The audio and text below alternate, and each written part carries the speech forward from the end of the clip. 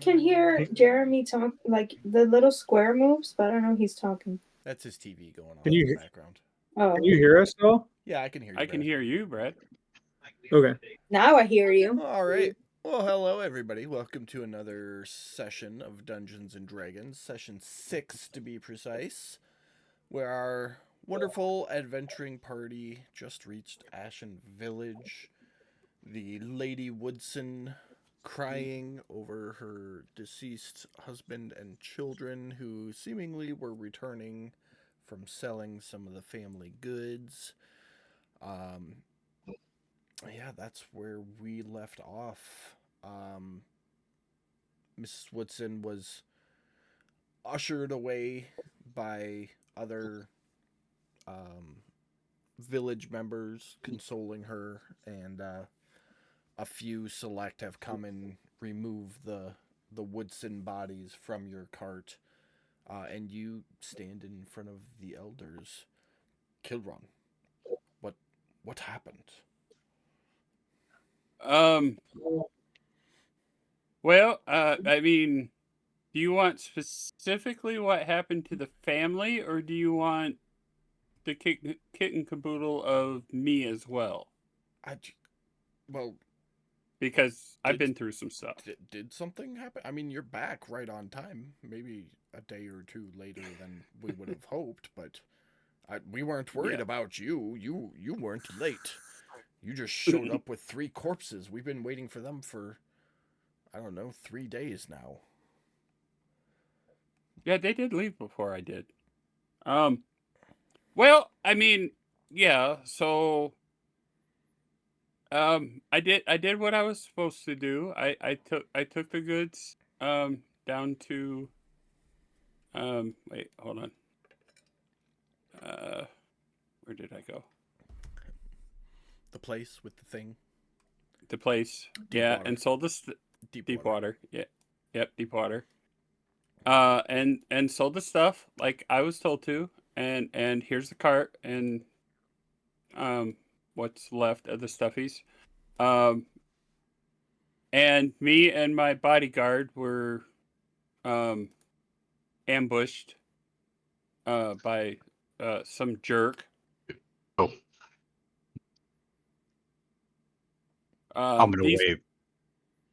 yeah, these fine folks managed to help us out of that situation. And come to find out, that jerk uh, got himself attached to some kind of evil blight that's spreading across the lands. The lands. Where did this happen? Yeah. Uh, the deep, the marsh. The marshes. Oh, Marshes. we've all heard story of the marsh. Yeah, well, For that fool to succumb to such a thing is only because he wasn't paying attention. so well, yeah, but yeah, and then we are on our way back to drop off the cart, and my new companions were thinking about making the trek up the mountain, the pilgrimage, and we came across some goblins. They were goblins, right? Yeah. Above table. And Okay. hobgoblins. Yeah, there were some goblins that were around the cart and bodies of the family, and we subdued the goblins and secured the bodies and what was left of the cart. At which, I mean, there really wasn't nothing left of the cart, but there's a coin purse with some silver in it. So I hope that's what was left of their belongings. Well, And then we figured we'd bring them home for a proper burial. I'll be sure that the coins get to her. I'm sure she'll be most distraught for some time. They were with the body, with Senior. Yep. No, I So- had them on your party sheet. I just pulled them off. So Okay. I will I will ensure she gets the coins, and thank all of you for interjecting and ensuring that our families get returned to us. It's most appreciative. Did I hear correct that you were all going to take the pilgrimage? That's what they wanted to do. Oh, I mean, that kind of surprises me from you, Kilron. You never expressed any interest in it. Well, this group did save my life, and they that's what they wanted to do, and I told them that, hey, you know what, I'm game for helping somebody who helped me. That is fair. That is fair. Just make sure you talk to your employer before you leave, and let him know that you'll be gone for some time. As far as the pilgrimage goes, he now kind of addresses everybody. We can't offer you a bounty for the goblins, but as a show of our faith, recognition Gratitude. of your performance in returning the Woodsons to us, I'll make sure all the market vendors know to give you 10% off on any purchases you make going up the mountain. And there's supposed to be a storm coming through, so make sure you stock up on the cold weather gear. Yeah, I know just spot. Thank you, sir. All right, well, get some rest. It's not an easy climb up the mountain, and if you need anything, you know where to find me, Kilron. Yeah, I'm sure Keekmit is eagerly waiting for me and this cart, so I should probably go. Thank you, sir. You're very welcome. All right, guys, come up, follow me, and I'll start heading in. And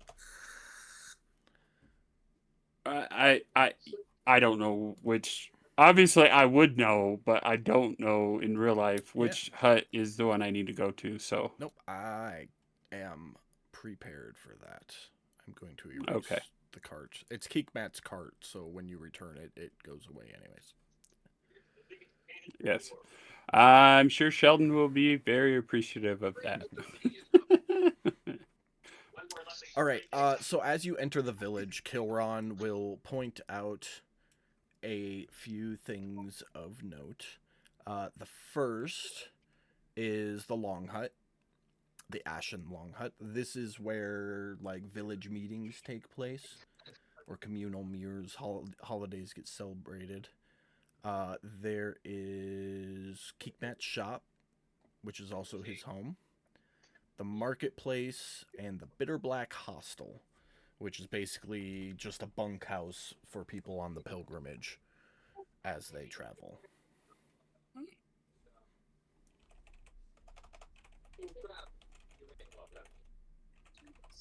Yeah, that's hostel, not brothel. Yes. In case anybody's wondering. Yes. Okay.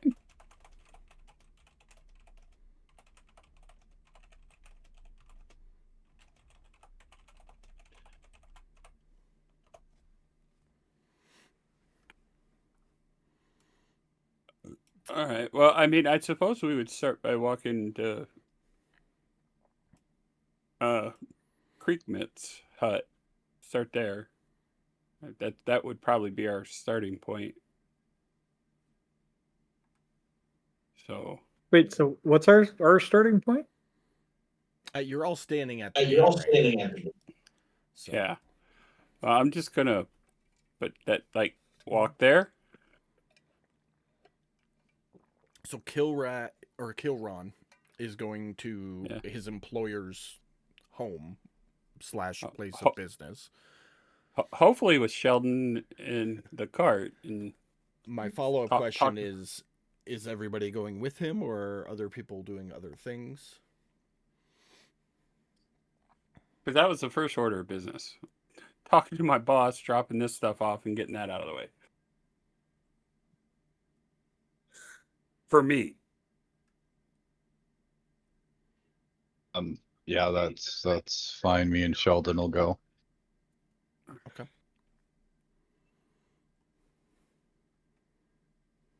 DM, was Rick prepaid for this? Yes. Okay. Is that reflected anywhere in my inventory? It's about to be. Okay. Okay. Yeah, I wanted to make sure he got paid. You mean paid for not protecting you? Yeah, The well, way he said he would, at least. Hey, I Sheldon He's saved still the day. alive. mean there is some gray area for that, but I mean, Yeah. I'm not gonna fight. It's okay, Katie. We've got a wind advisory here too. Yeah. So, okay. Tukra, what are you doing? I guess I missed everything after the bitter black hostel up until the point that I turned my camera back on. So I'm just going with people. Well, the 4 places of note are labeled on the map. Kilron is going to see his employer to finish his merchant backstory quest. You can go with him, or you can wander around town and do whatever you I want. guess I'd start off following, but if something grabbed my attention, this seems like a safe place. I'd just wander around, perhaps. I'm gonna venture that it's fair to say just about everything grabs your attention. Mhm. Particularly when you get to the marketplace. There's a lot of oohs and ahs and different climbing tools and clothing options that you didn't know even existed. Yeah, So I you'll was get gonna say. distracted and kind of wander at the marketplace for So- a bit. I guess I need to retro a conversation with the group and say that after I get done with talking to my boss and dropping all this stuff off and whatnot, you guys were talking about wanting to do the pilgrimage. I told you that I would help you find the gear, warm weather or cold weather gear, and all that fun stuff. So, yeah, you're more than welcome to walk around the town and find stuff yourself. But if you would like a guide, as soon as I'm done with this, I will help you guys go wherever you need to go.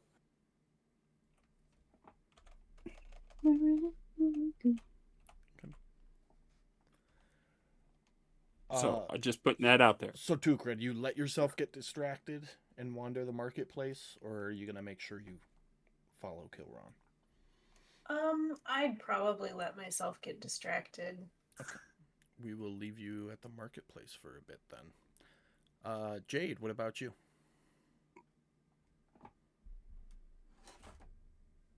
I would explore around a little bit. Okay, where do you want to go? What's the long hut? That's like the town hall.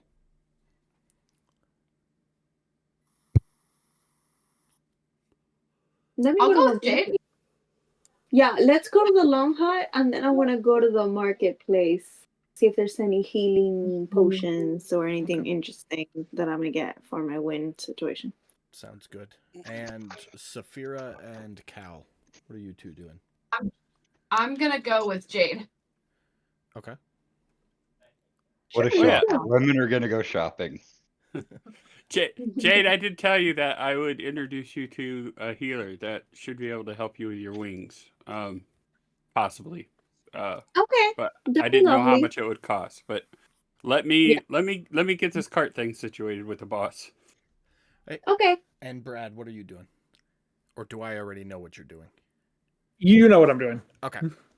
Sounds good. All right. Let's do Brad first. Why not? For the sake of secrecy, Brad, jump over to the Curse of Strahd chat on Discord. Alrighty.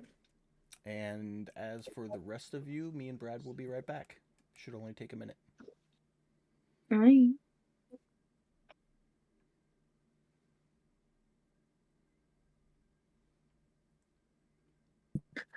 You know they're all like, what the fuck are they doing? Oh, I know. Let me mute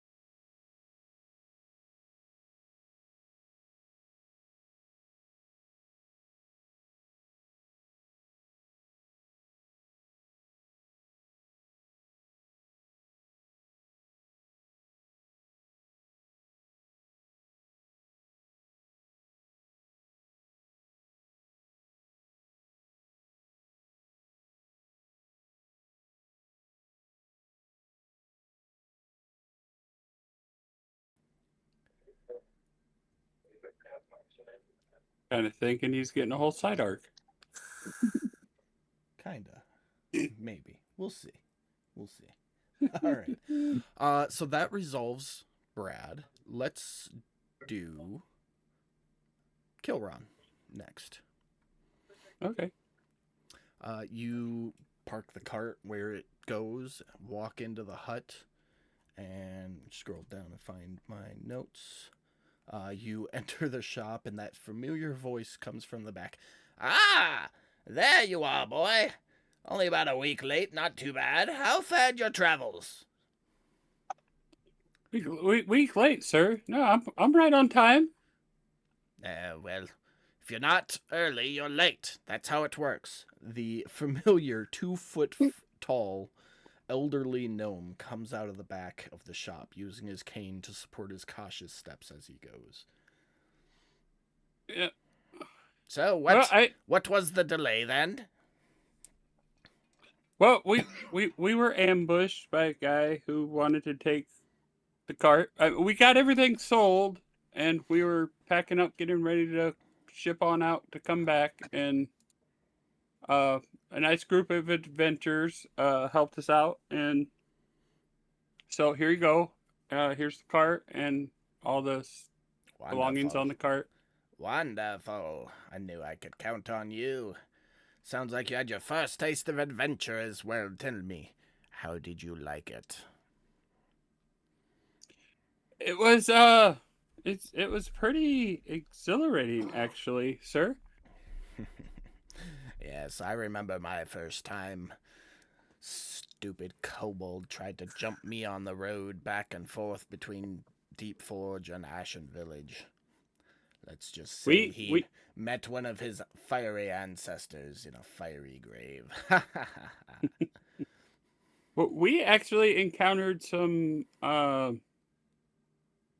goblins on our way here that unfortunately took out Those the nasty little buggers. Did you do that new spell I showed you? You know, the one with the flick of the wrist? I tried. It didn't work out so well. You weren't practicing on your journeys, were you, boy?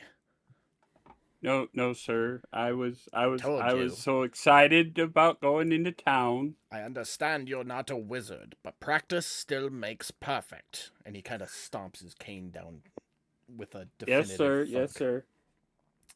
But anyways, adventuring life unfortunately- is quite different from the humble life of a merchant, that's for sure. And he starts rambling on about the theological design of merchant versus adventuring life for a good 15 minutes. But I guess the only real question is, well, you already answered that one. I guess the only thing that matters is how you feel about what you've undergone. Well, sir, the thing is these fine folks, they helped me in that very bad situation, and then they turn around and we together took out that group of goblins that unfortunately took out the Woodson family, and they would like to make the pilgrimage, and I would like to join them. Who would I, as an ex-adventurer, be to tell you not to seek your destiny, boy? I had expected this day would come. He gets behind the desk and digs out, fiddles around. He's like, now where did here it is. And he sets this cylinder on the desk. He goes, here's your severance bonus. And I suppose I owe you a little bit for your last wages. So let's 5... carry the 7. Did you give him the money from your merchant travels? Did you take it off your party sheet? Or your inventory? How much was I supposed to give him? It was 50. Not yet. Okay, so take off 35. Okay. So he'll give you 15 gold as your last wages.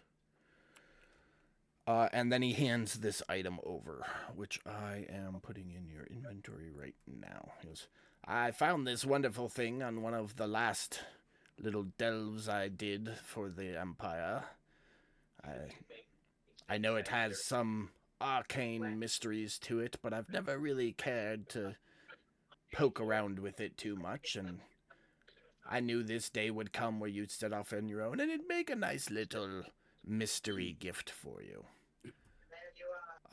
Okay. As you look at it, it's a cryptex. If anybody knows what that is, it's got 5 wheels. Each wheel has 5 symbols on it. And a button on the end. So you would turn the 5 wheels to a corresponding symbol and then push the button, and if the combination is right, it'll open or something will happen. Oh, okay. So, a little over 3,000 possible combinations. You've got 2 options with that. You can either give me the combinations one by one, or you can roll a D100 once per short or long rest to determine how many combinations you go through during that rest. And we'll go from there. Okay. To see what it does? Well, you have to find the right combination is the trick. Okay. So I gotta find combinations on this thing to just see what it's all about. Yep. He doesn't have a clue. He decided to keep it a mystery for you. Okay. Okay. Well then, I will put that in my pouch, and yeah. Well, thank you, sir. Now, thank you. You've done wonderful work for me, even if you lack practicing the magical arts. But I'm sure a little adventuring will get under your skin and get you moving in the right direction. In an arcane sense, of course. Yes, sir. One quick question. Any advice for the pilgrimage? Yes. Dry socks. The what? Wear dry socks. If your socks get wet, replace them with dry ones. Lots of warm clothes. Layers, boy. You've lived at the base of this mountain long enough. You know how cold it can get. Now imagine you're another 5,000 feet up. Nothing to block the wind. Layers and dry socks. Yes, sir. All right. Dry socks. I know where to get those. Thank you, sir. And it's been a pleasure working with you. Yes, And come I back hope to anytime. be back this way. Well, I mean, we are doing the pilgrimage, and I assume the pilgrimage will bring us back down the mountain to here. So, We can hope so. Just keep your wits about you. There's been reports of some dire wolves running around the mountainside this month. that's handy information. Thank you, sir. You're very welcome. Safe journeys. If you find anything arcane, make sure you bring it back here. I have first dibs on my pupils' finds. Yes, sir. And a good price, too, I'm sure. Wink, wink. We'll see. As I about wink that. at him. All right. Well, Rick, you ready? Yeah. All right. Let's go find the group. Let's go to Tukra next. Tukra, you were following Kilron originally, and when he passed through the marketplace, you noticed stalls with oohs and ahs for your homesteaded brain, and started wandering.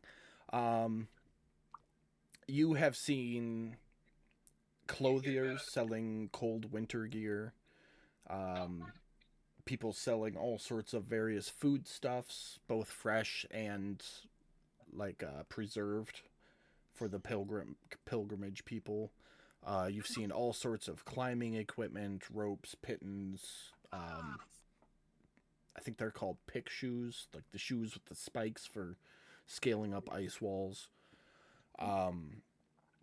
Miniature barrels of ale so that they're easily carried to help you fight the chill on those cold nights. Just all sorts of wonderful stuff, all kind of leaning towards the people making the pilgrimage. Anything in particular you want to do or talk about? No, if I saw things of particular mystique or interest to me that I didn't know what they were, I'd probably ask what they were and, just poke around. Okay. Yeah, I mean, anything I just listed, if you would have asked about it, the vendor would tell you. And like with the climbing gear, they'd be like, yeah, you take the hooks and and kind of like demonstrate their uses, so you kind of get an understanding of how all the climbing gear would work and whatnot. Okay. Jade and Saphira, you two went to the Long Hut. It is your typical Viking movie big hut that the chieftain lives in, and everybody gathers for the meetings and the dinners and whatnot. And you're allowed to enter. It is a public space for all intents and purposes. Pretty bare this time of day. There's one or two people stoking the fire. There's a hog spit roasting for presumably for tonight's dinner. Yeah, not much going on here.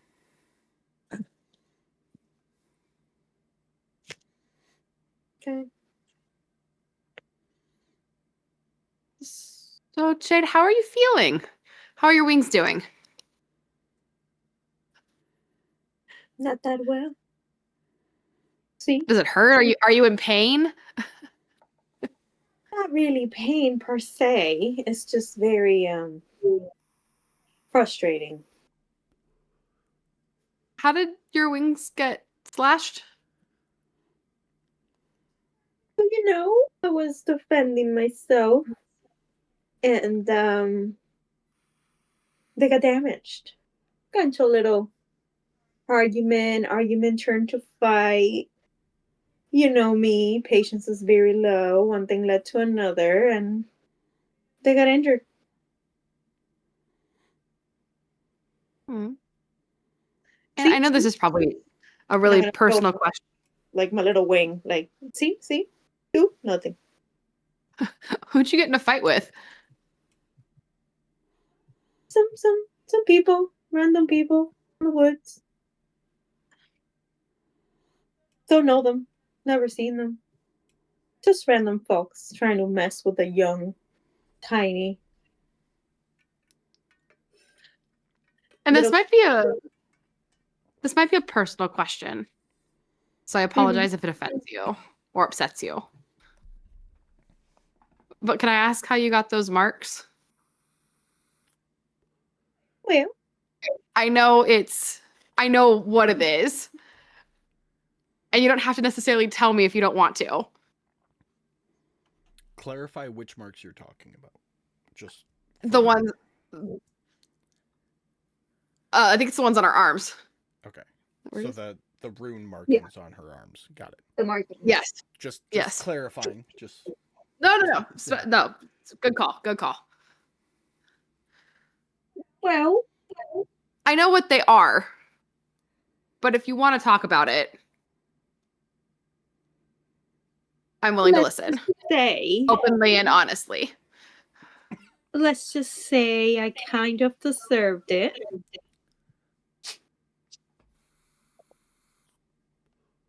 And I had to run away because of what caused me to get them.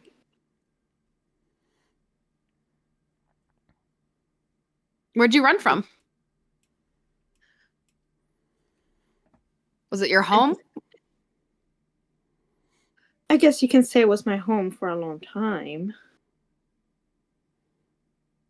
You can tell that outside of like whatever, you can tell that she's kind of like feeling awkward about it, but at the same time, like she wants to give you this information. She just doesn't want to give you too much information, but whatever she's giving you, like,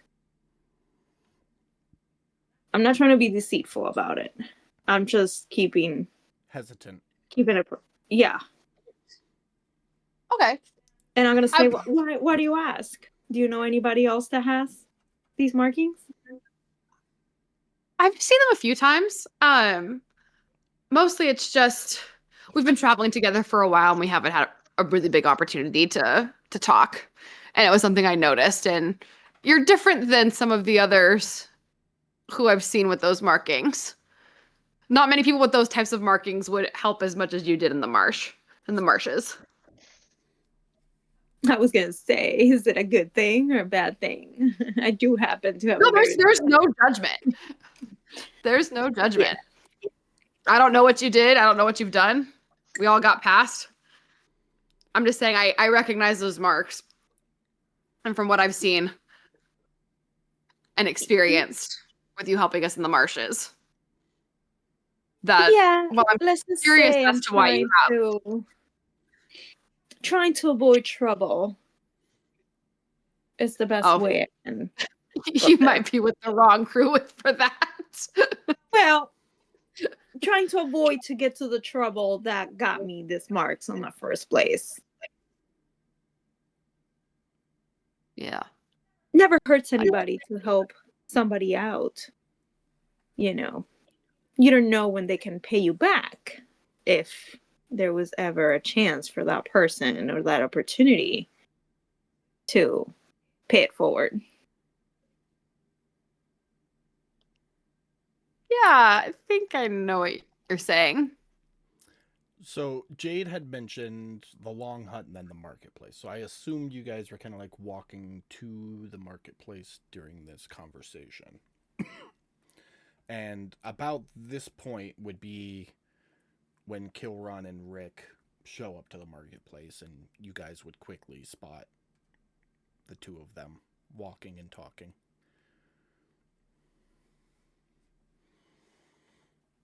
Okay.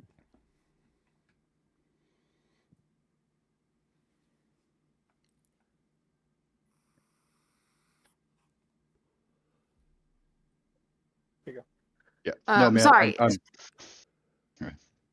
Oh no, go ahead. no. Just say as we walk up, me and Mike I'd be telling him, no, what he means is you put a thin layer on first and then thicker socks as you go up in layers. You don't want to start with the thick ones first. Oh. Tukra, Okay. you obviously see them in the market and would join Yeah, them. so I have like one of the shoes with the spike shoes, Mhm. and I see him and I'm like, look at this thing, you guys, how cool. Now, with my knowledge of the village, is the marketplace the best spot to get all the gear we need? The marketplace is the only spot to get all the gear you need. Okay. Guess you're gonna go Well, I steal. wasn't sure if there was like a specialty Yeah. shop or something. I Yeah, wanted like- to... No. So this Like, is this the- village is very, very small. Which you kind of think is a little weird considering everybody who takes a pilgrimage travels through here. But the idea behind it is the village only wants to make enough money to exist. They're not here to get rich. You know, they're kind of more here to help the pilgrims along. They're not here to make coin. So the marketplace is where all the merchants, all the traders and everything set up their little shops. Their individual shops, like where they make the stuff, is usually in a room at their house, but they don't do business out of the house. Like Keekmat makes all of the amulets and stuff in his house and then sets up a stall at the marketplace to sell them. Got you. So they have the one centralized point. There's no wandering around the city. This is everything.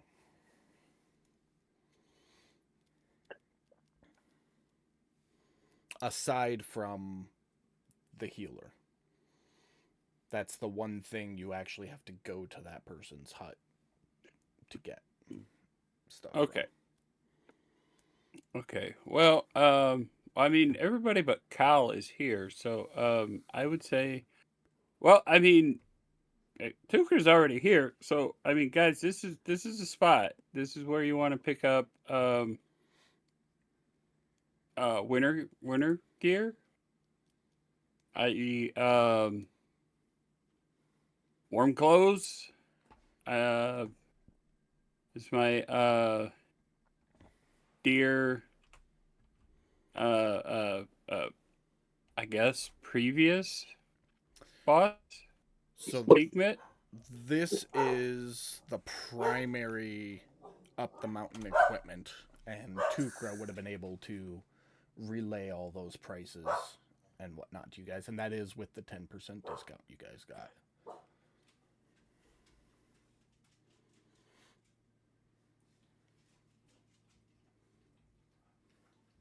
I would buy whatever we needed for Cal and I to make this trip. Since he's not there. Well, conveniently enough, as you're discussing it, Cal walks up. Oh, great.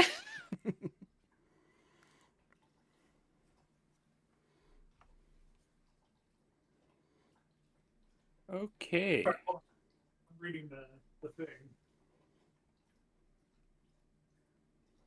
So if I'm understanding this correctly, it's 8 gold for a full set of cold weather gear. Whatever the cost of a ration is, and then 25 gold for a climbing kit, and then 2 gold for half barrels of ale. Yep. Okay. Do we need ale? The bigger question is fighting off a little nip. I'm just saying, fight a nip with a nip. That's what my grandpa always said. Yeah, but the bigger question with barrels of ale is even half barrels of ale. How in the hell are we going to carry it? I mean, these half barrels, they're like, yeah, a gallon. Not a 25 gallon. They're a gallon sized, maybe a gallon and a half. Look and see what I have. Okay, well, I am definitely putting the money out for the cold weather gear.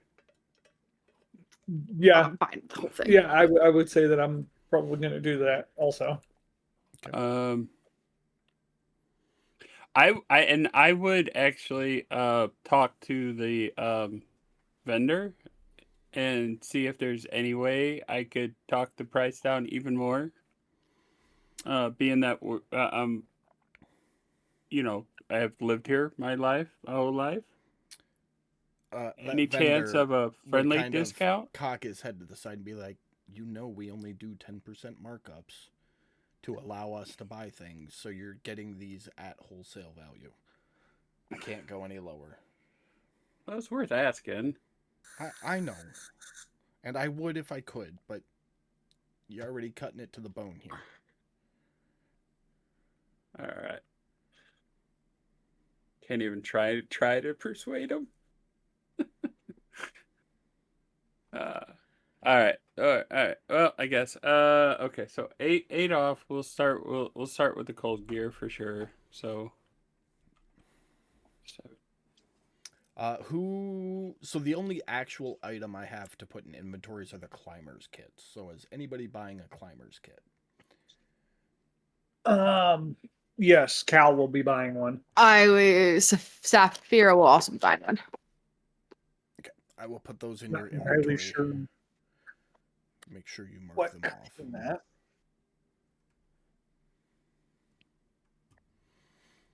Plus any rations that we'd need and A anything like climber's that. kit comes with pittons, boot tips, gloves, and a harness.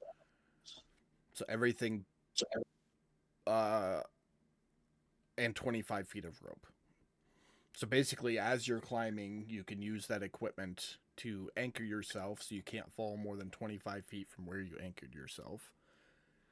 And it doesn't say it in the description, but you'll get a benefit to try and make an athletics check to climb walls. I think that was the 2014 5e. You got advantage on athletics checks. So we'll figure something out there to where you get some sort of benefit. Okay.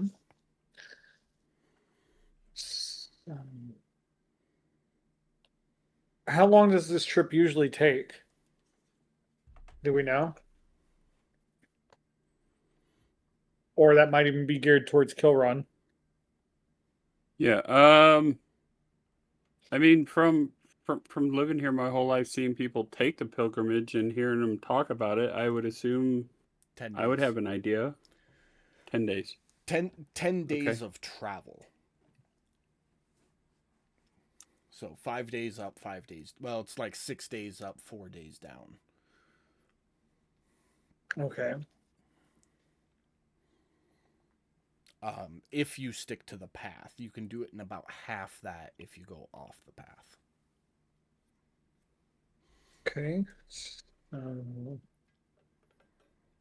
Let's see.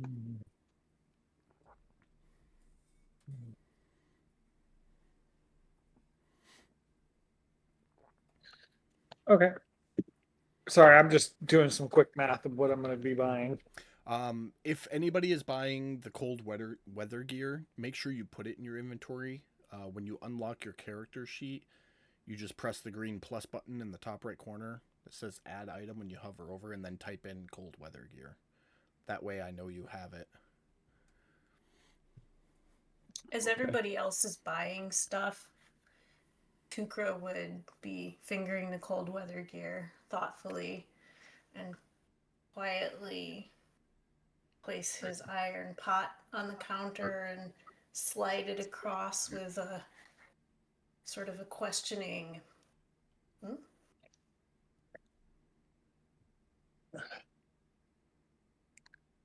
you take this?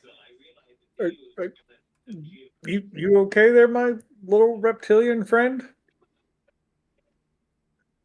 Are turtles cold-blooded? That's a good question. I just kind of thought about that because turtles they hibernate in the winter. Yeah. I think Are we gonna have to hook her up like a backpack? I think technically that would be a yes, but we're not gonna do the whole warm-blooded, cold-blooded thing. We're not gonna go Just that works deep out. into it. Because I will get a couple sets of nunchucks and an orange eye mask thing and strap her to my back. I won't even think twice. I got you.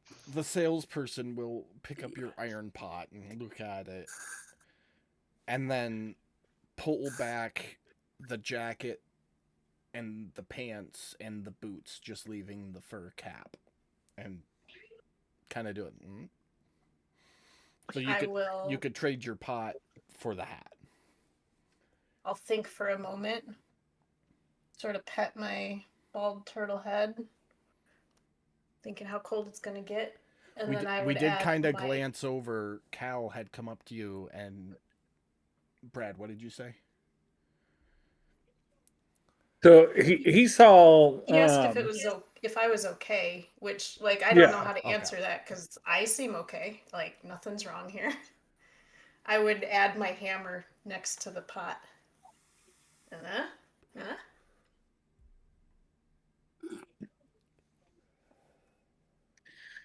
Make a persuasion check. Do I see this transaction happening? What's your passive?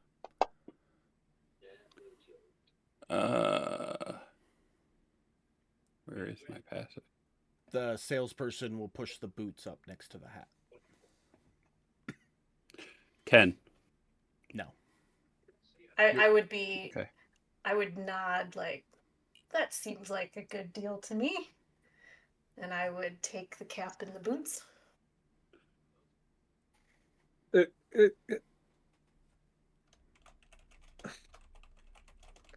Al's gonna pull out 8 gold and set it on the counter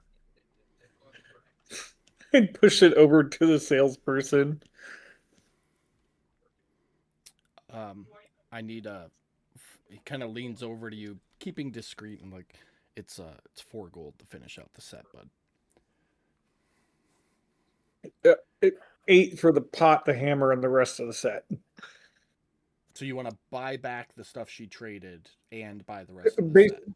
Basically, give us her stuff back, and I'm paying you for a cold weather set. Okay. 8 gold then. To simplify it. And then I will look back at Tukra and hand Tukra the the items and tell Tukra it's better to go with a full set than just a half set. Never be half prepared. As I take the items, I would say, I thank you, friend, but I may never be able to pay you back in your gold. I didn't ask you to pay me back. Then I would nod and take the stuff. And Cal will go about his. I will his business. gently remind you all above table 2 when you were splitting loot and stuff in the marshes. Tukra did not take any of the coinage because Right. Tukra does not carry coin.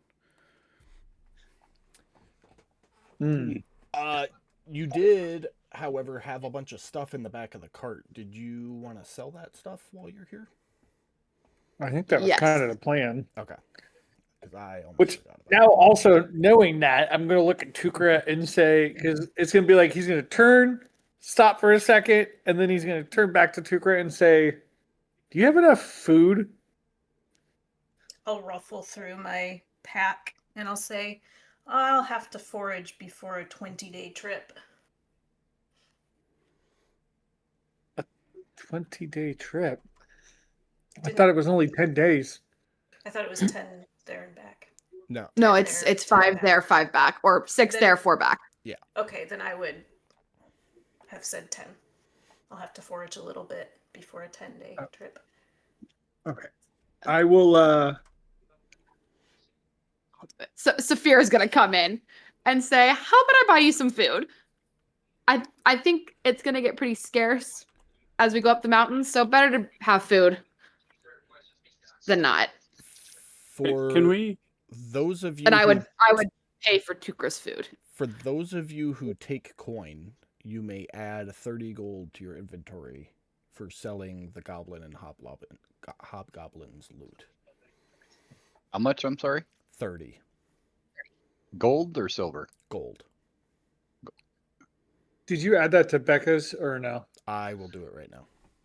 That way you don't have to Alright. multitask. I mean, I have them both up side by side, but I got Becca. Tukra, you know you have 9 days of rations on you Mhm. currently. this command salutes. 2 days of rations are 1 gold for anybody buying any.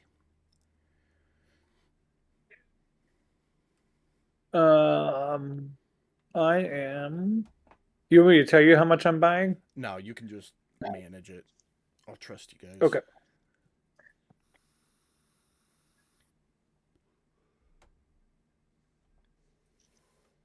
Two gold for how many days? 1 gold for every 2 days of rations. 1 gold, 2 days. Got it.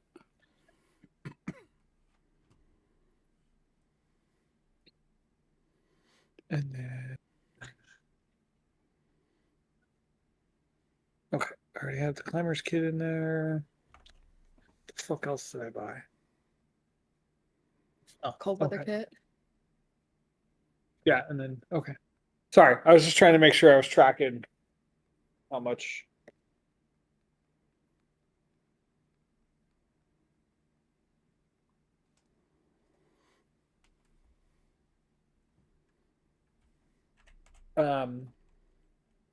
I would ask Kilron, since he seems to be familiar with this village, if there's, and DM correct me, we may be in the right place already. If anybody sells bullets, Not here.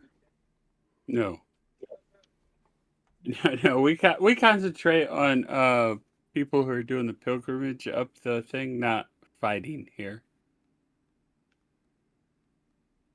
and there's never any encounters with wild animals or anything. Up this way, I mean, you have the occasional wild animal that, I mean, I suppose we can get you some arrows and things, but bullets are a little advanced for up here.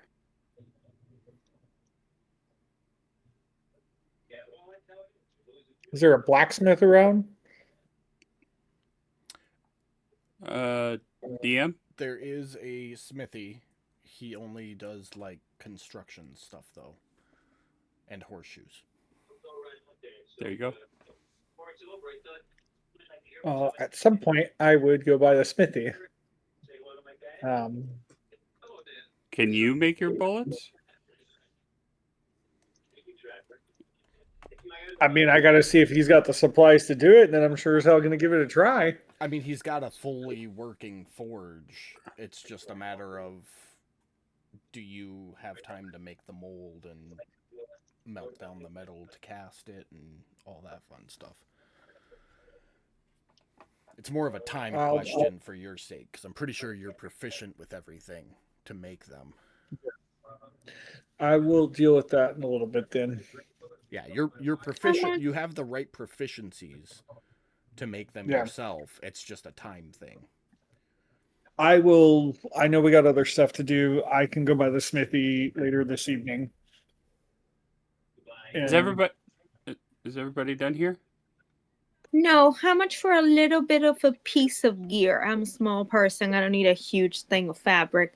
So how much for a little something for me? So it's the same cost. It's just children sized. Children's size to be less expensive than adult sizing because it's less fabric. Yeah, this isn't Walmart. What's Walmart? Exactly. Fine. How much for extra socks? Hey, you're the one to throw it at me. So no, I'm just a pair of socks will run you 5 silver. All right. Do they all come in all sizes too? The socks are one size fits all. That can't be right. One sock is gonna fit me like a dress. Well, then you'll have a very socky looking dress. But it's still You know, 5 I silver. can't find anything for me. I'll just stick you're to not winter. It'd be more like a tube top. It'd still be pretty damn huge. Well, then your whole body will be warm just off this one sock. No, okay, I'll take one sock in the winter gear. Jesus. I'll get you an extra pair of socks in there. Thanks. Ooh, yeah. How much for extra socks? 5 silver per pair. I'm buying 2 pairs. I'm buying 4.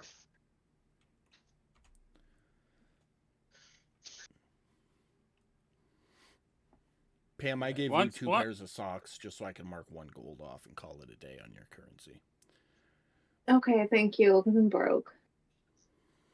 Well, once everybody has gotten their shopping done, it would health potions be a thing here? Nope. Okay, that's kind of gray area for the pilgrimage. Town cleric might sell some. You don't know because she's kind of weird and you've never had means to interact with her. Is that the person we're gonna go see about the wings? Yep. Okay, then I'll check with her when we get there. You know where her hut is. You know that she offers certain healing spiritual services, particularly to the pilgrims. But you also know that she's really fucking weird, and nobody in the village talks to her unless they absolutely have to. Okay. So, yeah, that was actually what I was leading to. Was once everybody's done with their shopping, I want to get Jade to the healer for her wings and potentially health potions if it's possible. If we'll find out. That'd be lovely. I hope so. Well, I said I would, and I'm going to complete my tasks.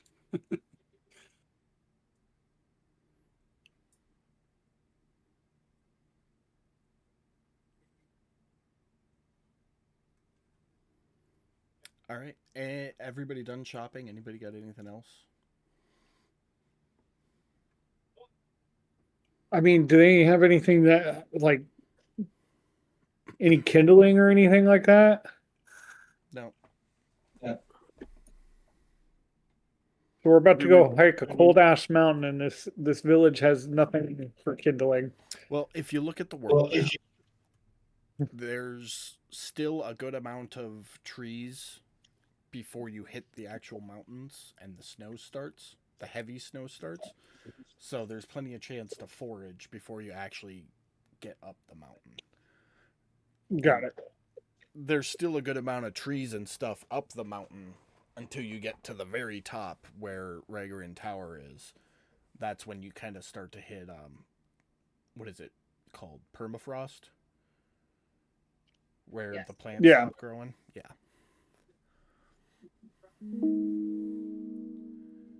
I mean, you're traveling with a sorcerer who can produce heat. I think we'll be all right.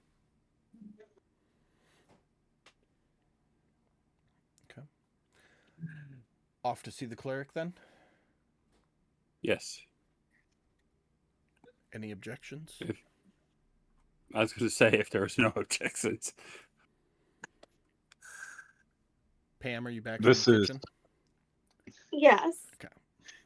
I'm sorry. What kind of cleric is this?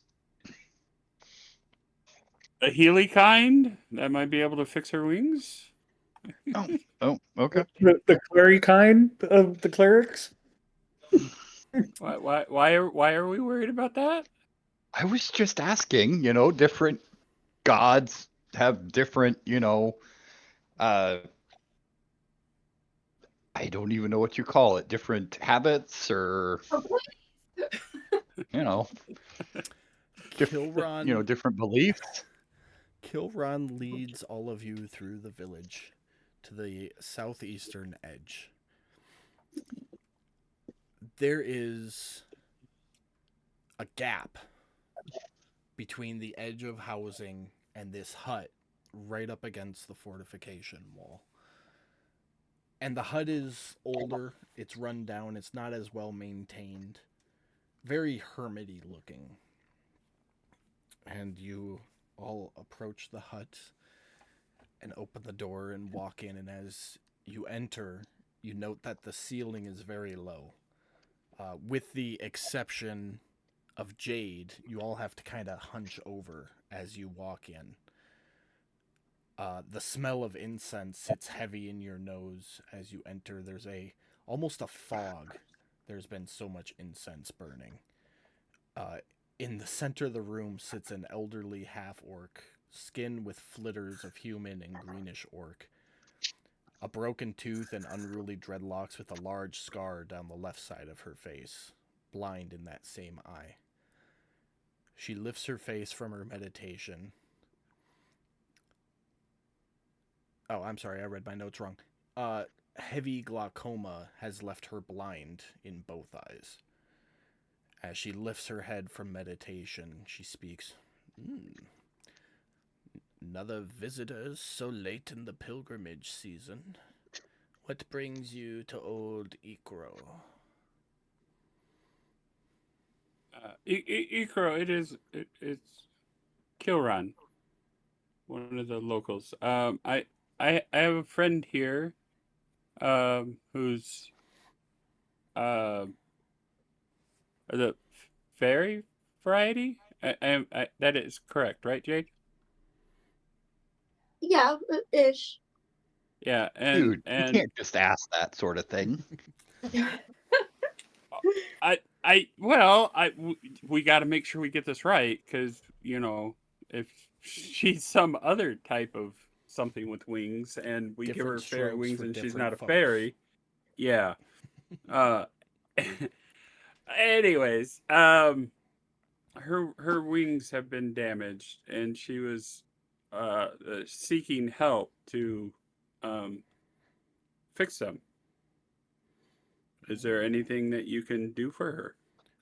Fairy wings can be a tricky deal. Fey magic doesn't always mingle well with other kinds. Come forth, child. Let me inspect you. Okay, hi, sir. Thank you for taking the time to do this. It's Here you ma'am. go. Ma'am. Ma'am, Jade, ma'am. I know they hang a little flat against my chest, but I promise you I have tits underneath these rags. Must be nice. I don't have any. Sounds like a personal problem. Turn around. Let me inspect your wings. Yes. Look. So you turn around, and she like how you put a mohawk up. She kind of does that to your wings. She goes, a war injury. That's unfortunate. You should have been quicker than that. What? Well, you're in luck. My mistress has granted me many gifts for my devotion. Fortunately, these gifts come at a cost. A fair offering to my lady, by means or by gift. Something of this injury, to this extent, this far along. A meager 500 gold. I'm sorry. Who is your lady? If you have to ask, you can't afford her. I have a pair of socks. All the women give me that answer. As you say, I have a pair of socks. She like holds out one of her legs and lifts her raggedy dress. And I have 3. If you cannot B. Kilroy, there's a woman that knows how to layer. If you cannot pay the gold, then it's quite simple. Climb the Great Mountain. At the top there is a lesser temple on the edge of a cliff. You'll find it humble like my own. Simply go there and offer a favor to my mistress. And if you complete the favor, you shall be restored. Climb to where? Is there any signs of who her mistress is in the hut? Make an investigation check. Anybody who wants to.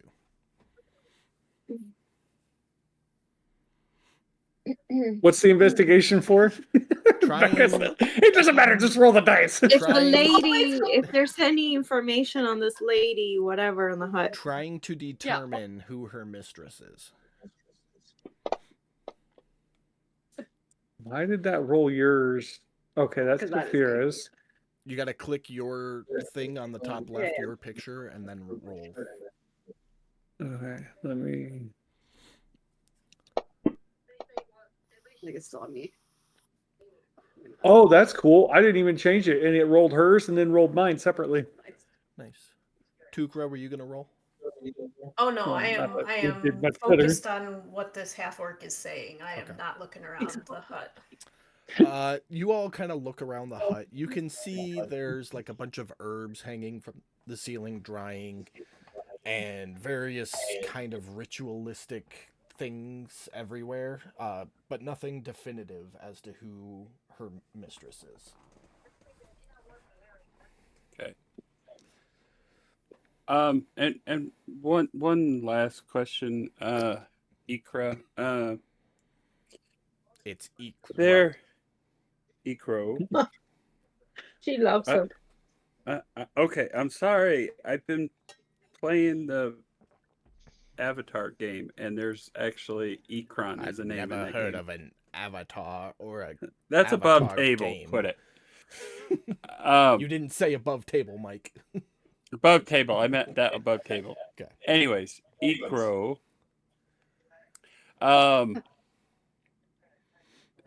There was reports of, was it direwolves along the path? You wouldn't happen to have any healing salves or potions available? I do if you have the coin. Okay. This lady, all she cares about is money. I must warn you, though, I made them some time ago. They might not taste very fresh. They'll still work, but they won't taste good going down. Expire potion. Got it. Something is better than nothing. They're not expired. They're just a little past their shelf date. They're still fine. And she... That's the definition of expired. Expired means no good. Shelf date means best buy. Okay? There's a difference. Get it right. So doesn't that mean that it's no good if it's not best by certain date? No, best just means fresh.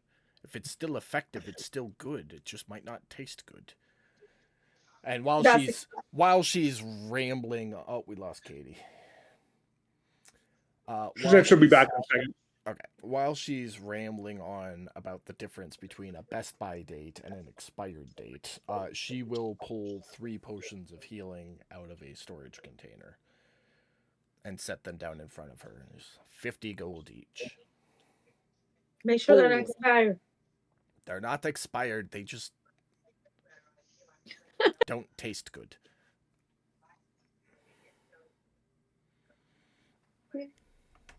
I will take one. Okay. I'm not trying to be funny. I'm just saying. Let's call things what they are. Thank you. Mm-hmm.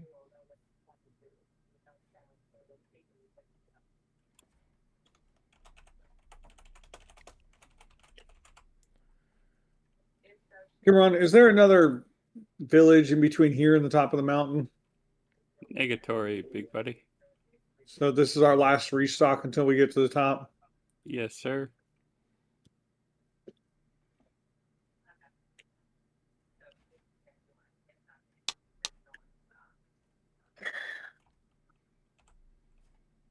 All right, never mind.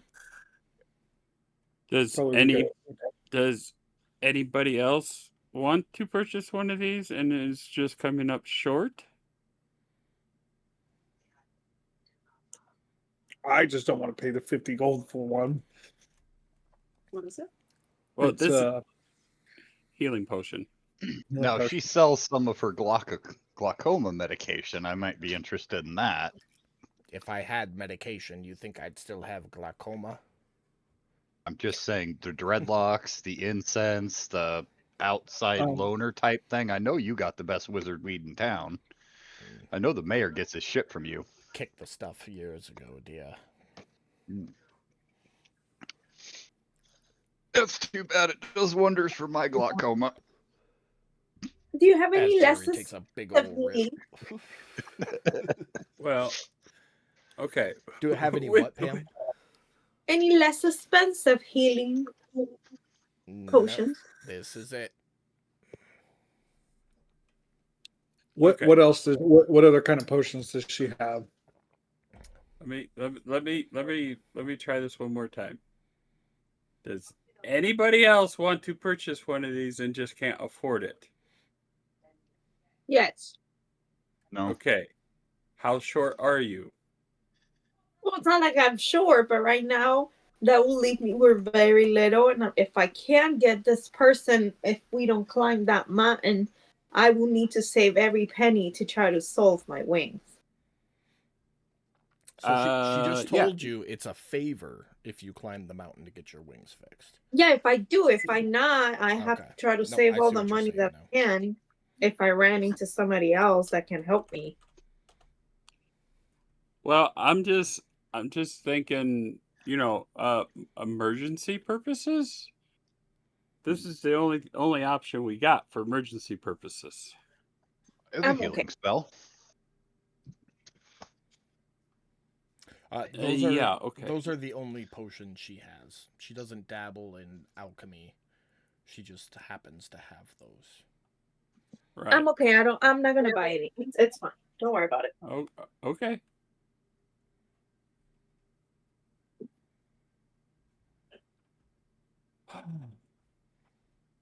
Alrighty. Well then, I guess we're done here. I mean, we have our reptilian friend that can keep us alive, right? Hopefully.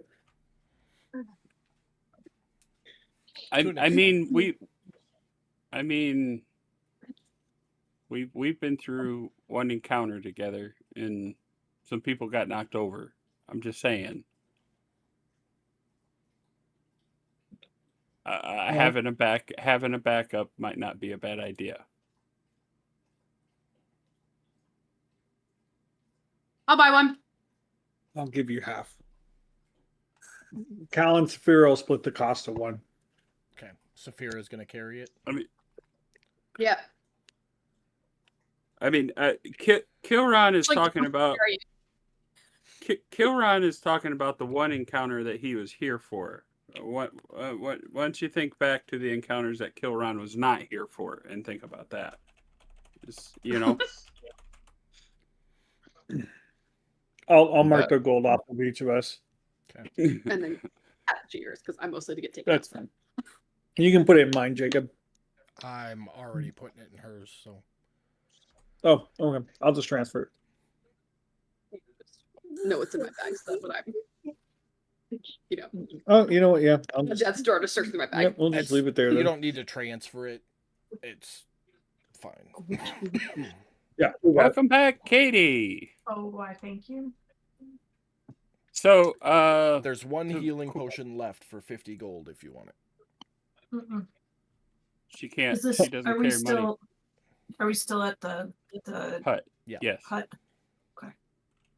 So we did an investigation check to try and figure out who her patron is. We could not figure that out. We did figure out that we need to go up to the top of the mountain for the pilgrimage to find another hut up there to in exchange for a favor. We should be able to get Jade's wings fixed. And she had 3 health potions that are That's their shelf Be- date. past their shelf date, but not bad. Okay. Tired. They're 50 gold apiece. I bought one. I mean, Cal and above Saphira table, bought one. it's literally going to be a normal human potion is like a sweet drink, a sweet syrupy drink, and these are going to be like cough syrup. That's basically Okay. all she was Oh, saying. just tastes more like medicine. Yeah, it's just not going to taste great. Mhm. Okay. But there's nothing wrong with them. They're still fully effective above table. Okay. Okay. DM, while they're talking, Cal's going to walk outside. Okay. Well, then they asked about other potions, and she has no other potions because she just happened to have these laying around. So we are on our way out the door, actually. So I will bid Ikro a good day and thank you for her time. And I'm ready to go. Farewell. Well, leave the hut. Let me Have rephrase fun that. storming the castle. Somebody said it to me decades ago. Tell him that I'm going to be behind Jade. After everybody files out of the hut, I'd stay for just a moment and I'd lean in and ask Ikro. I'd say, does healing always come for a price? My lady, my mistress demands offerings.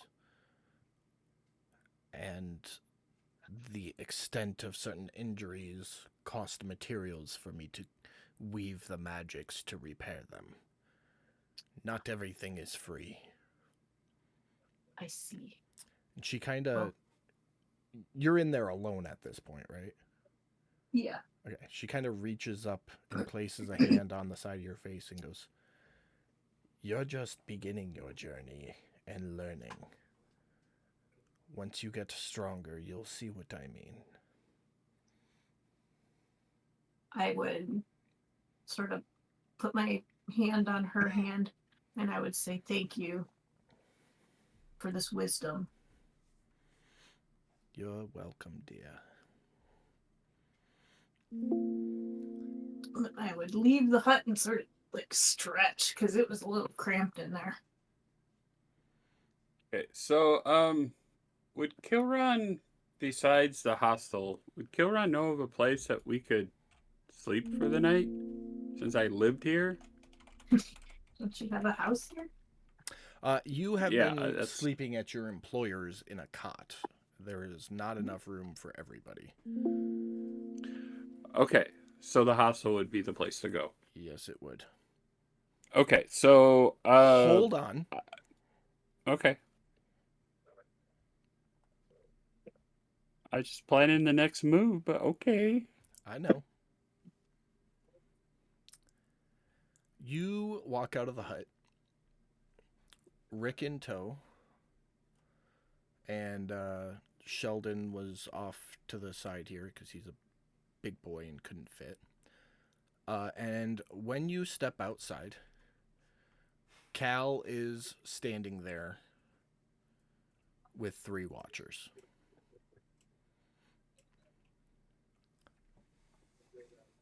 Brad?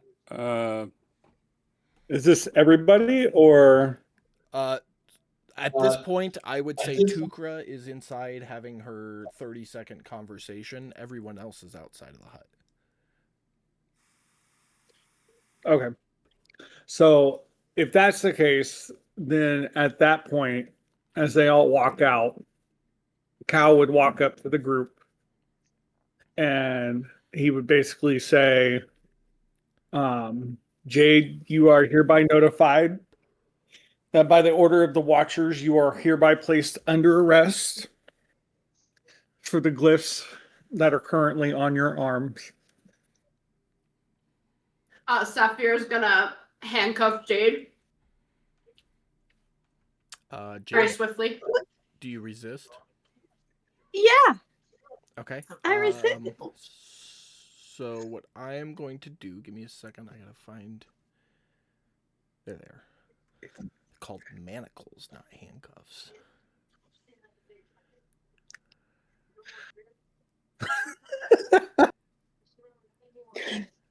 I just want you guys to know that Becca is literally getting real life hives right now because of, because of this. Okay. Jade, to resist, I need you to make a sleight of hand check. I resist, but like not in a violent way. Okay. Yeah, Like, you're just trying to not get handcuffed. I got you. right. Dip him and dodge him. Perfect. Not Fucking With Fucking that A. nat one, Saphira, you have a baller moment where you were expecting this, and you've handcuffed at least one person before in your life, and you quickly grab both of her thumbs in one hand and kind of wrench them a little bit as you slap the manacles over the top of her wrists behind her back and clink them, locking them together. What was the last part? Locking them together so they're locked. Wow, what's going on? I mean, Rick's you pulling could his tell bow. us as soon as Rick pulls his bow, you're gonna hear of the hammer of Cal's gun getting cocked. I presume I'm about coming out of the hut at this point. Yeah. No, you're walking out right Okay. now. Saphira has Jade, is just finishing locking the handcuffs. Cal's got his hand on his gun with the hammer cocked. Rick's got his bow out. It's a very tense moment. I would definitely not be stretching then. I would just stop in the doorway. Now you just see this turtle's neck just stretching and being like, "Oh, this is awkward."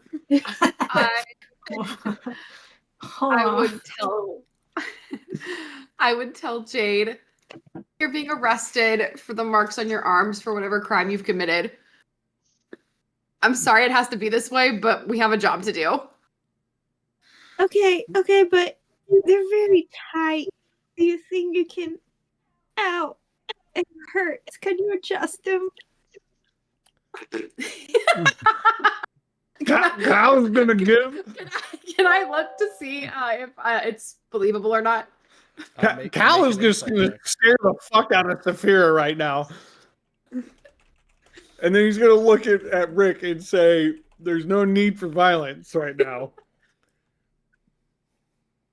I'll roll to see if she's being deceptive. Okay, so this will be a tower roll. You're going to make an insight roll in the tower. And Jade, if you're telling the truth, you're going to make... Why do you need to minimize it? No, it doesn't matter. The tower's over there. Jade, make a persuasion roll in the tower. In the tower? Okay, hold on.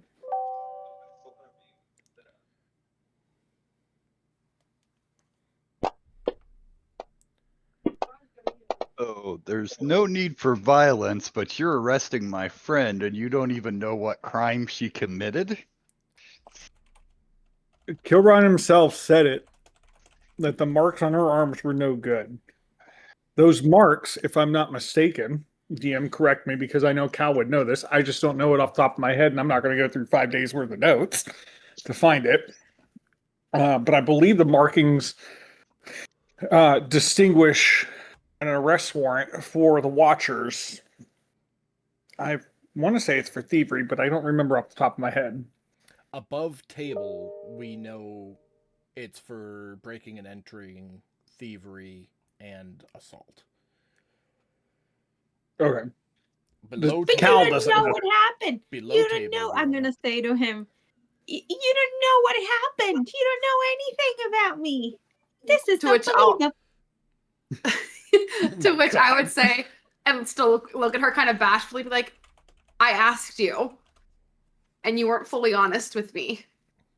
I told you that I had to run into some people that they were not good due to some things. So you don't know what happened to me or what might have caused for me to either do assault or any of the stuff that I'm being accused of. Oh. It's still a job, and I still have to take you in. Hold on. Kilron, go ahead and narrate there. It didn't work. Yeah. So I whisper something under my breath at Cal. Yeah. What do you say under your breath to Cal? I'm going to say make a perception check to see if you audibly know what he said. Because he did something with that spell to make it so you shouldn't be able to hear it. But you succeeded on the throw. So the spell isn't going to happen, but let's see if you hear him mumble the words under his breath. I should clarify. Do I see or Nothing. Okay, not hearing? Okay, I see No, nothing. He just stands there and kind of mumbles something really quick. So you're making a perception check to see if you could make out what he said. I will say, given the fact that he burned a sorcery point, it's going to be a very high DC that you do not hit. So you just kind of hear him. And Becca would like to roll too. Can she roll? I'm guessing he's nearby. sure, why not? Probably closer to me than to Cal, since we both came out of the place. Probably equidistant. No, you don't hear it Oh, either. No. same. Okay. So my question is, if I don't hear it, I see You just kind of hear him him talking. sigh with Mumbling. like I'm kinda like staring at Cal mumbling. That seems like a fair thing to do at this moment. Yeah. Okay. Not trying to metagame, so tell me if I'm metagaming, and if I am, I'll move on. Seeing as I'm seeing him staring at me mumbling, I would assume that I would know that Kilron is a magic user since we've been together, correct? Mm-hmm. hold on now, because you've only seen him formally cast spells. So to this point, you would know that he either needs to recite an incantation, do hand gestures, or have his spell casting focus in hand to cast a spell, and he did none of those things. Okay. So if that's the case, So you would have no indication that he cast a spell in this moment. okay. All right. So if that's the case, Kyle would look at Kilron and say, "Is there something you'd like to say?" Hold on. Yeah, this is nuts.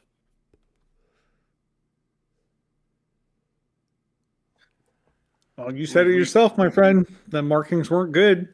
You knew. And you continued to travel with her.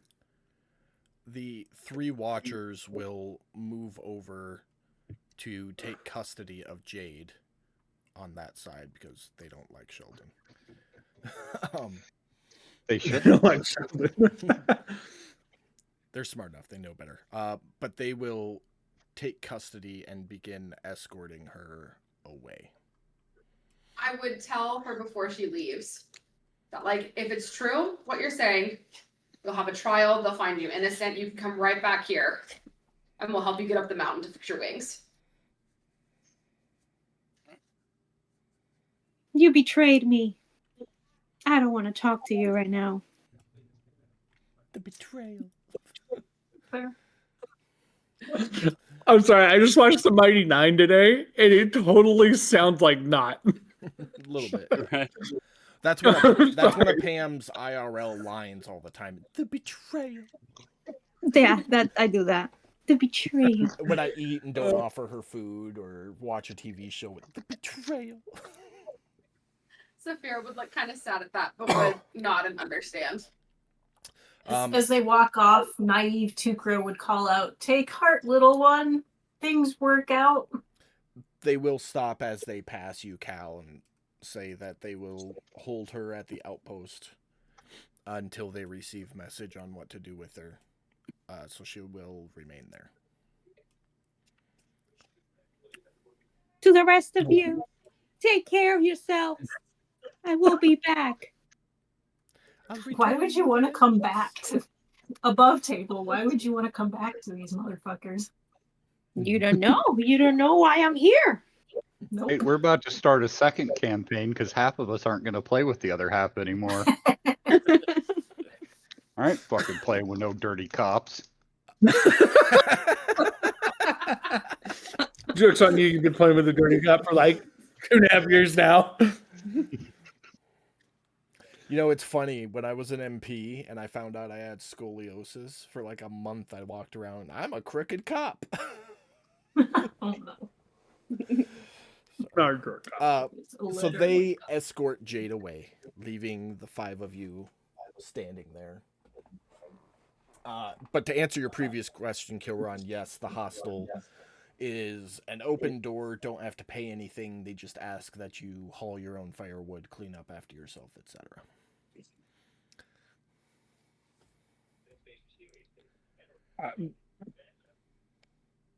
I did my piece. Cal's going to look at the rest of them and say, you might hate me, you might not like this, but in all fairness, she was marked for arrest for something. You don't get those glyphs for no reason. Whether we liked it or not, she committed some kind of crime. If you commit a crime, then there's a penance. Well, not a penance. That's what I'm looking for. He's going to look at Saphira, because I know you know we're... There's a penance. Okay. Pay. Nope, you were right. And that would be true for any one of us. So, like it or not, it had to happen. Unfortunately, it just happened to be us.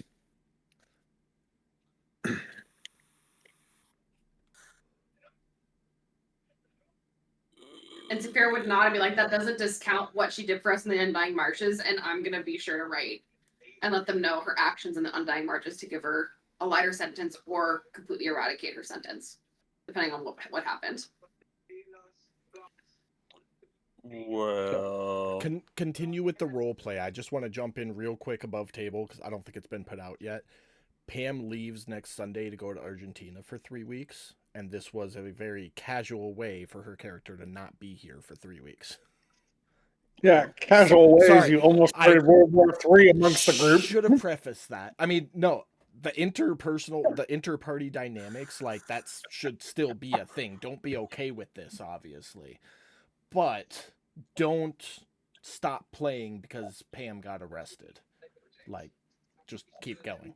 I've got it worked out. Don't worry about it. Keep going. Well, it's a plan. We got something going on. We've been doing this for a couple years. Trust your DM. I've got it worked out. Oh, yeah, no, for real. People, you really think I would arrest him if I didn't have to? I literally was like, well, I'm just going to send off a character. Like, I'll volunteer as a character witness on her behalf. No, I literally have a moral quandary over this. Absolutely, you can do. I'll be right back, though. Yeah. I can't wait. Seriously, Pekka and I have toiled with this all week. So we're like, fuck, we don't want to do this. Yeah, you did. Don't lie. Lies. President, I wanted to arrest me. Well, actually, the funny part was I told Becca, I said, you have to arrest her because you're the recruit. And she's like, no, this is a man's thing. You need to do it. I'm like, oh my God. I'm not. And I now promise. her turn around, her little face staring at you and telling you, Saphira, you betrayed me. He's gonna hunt you. You're gonna have nightmares about the little one with the broken winds. Yeah, I feel really bad. Once Jacob said you have to go up the mountain for the wing fix, I literally was like so crestfallen. Yeah, we both looked at each other like, fuck. Anyways. It's okay. She'll ride from jail. We'll figure it out. She'll send a message in a bottle, one way or another. Okay. Well, Kilron's going to be a little in shock and awe over the situation. I think Kilron would be more in shock that the local watchers actually did something. The ones assigned here are usually lazy, bottom of the barrel, here because they got in trouble and don't do a whole lot. Yeah. Well, I honestly, that was information I didn't have. I didn't realize there's watchers here. Well, I did put in the lore book, if you bothered to read it, that watchers have outposts and forts just about everywhere. Got you. So, while it wasn't specifically stated there was an outpost here, there would have at least been one nearby. Got you. That was kind of a last minute that they have an outpost in the city thing. Got you. Okay. Because here I was working with Jade to help her try and avoid any that we saw, and I didn't even realize there was any here. And it would have been fair that Kilron would know that they were super fucking lazy. And you had no idea Cal and Saphira were watchers up to this point. Yeah. So Right. Well, technically, they still don't know we're watchers. Only knows that we arrested them. So, boom, truth bomb. There you go. Yeah. So realistically, though, I know you turned her in, and Saphira produced some handcuffs. Everything played. Even if you had known that there was a watcher outpost, you still would have gotten the information that they were extremely lazy, barely left the hut unless they absolutely had to. I'm fairly confident things would have played out in a very, very similar manner. Yeah. So. All right. So, but with that said, yeah. Now Kilron's going to be like, well, the whole idea behind taking the pilgrimage is to go up the mountain to the spiritual place, and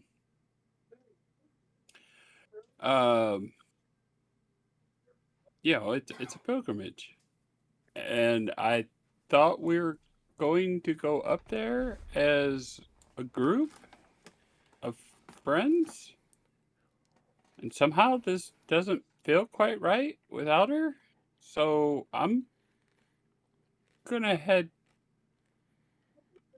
out for now, guys, and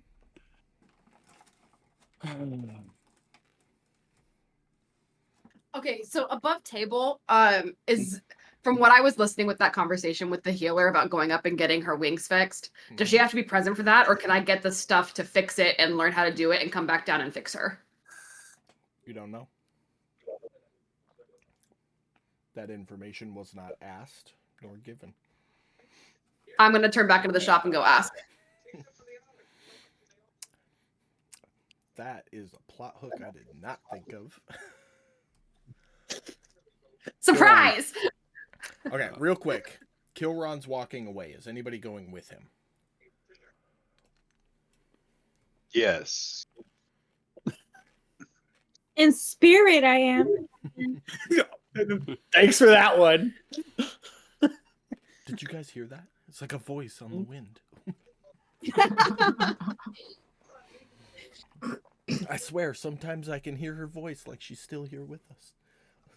Okay. Cal's gonna say as everybody starts walking off, and he's just gonna be like, I'm gonna go get some food. Y'all might hate me, but eventually you get hungry. So if you're hungry, let me know. And he's gonna walk off. Okay.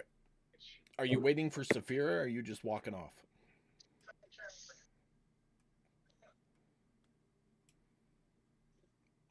I think that question was for Brad. It was. I did. Sorry. She muted me. Yeah, sorry. My bad. So Saphira went inside, so he's like saying that loud enough for like her to hear. Because I mean, obviously he gets that she feels awkward about this, so she's like doing her thing. He's just like, well, I'm gonna go get some food. Okay, where are you going? Wherever they've got food. They use my nose. Okay. Tukra. I'm still standing by the door. Yeah. I haven't quite yet decided. Okay. So Saphira, you will walk back in the hut, and Ikro will look up from a trance again. Her eyes blind. Goes, change your mind about that last health potion, did we? I actually wanted to ask you for the woman who was in here with the broken wings. Does she have to be there and be present at that hut up the mountain in order to get healed, or is it something that someone can go and get everything needed for it and then can heal themselves? Well, I suppose if you went to ask for favor on her behalf, it would work just the same. The favor might be a little different than what it might have been had she made the trip herself.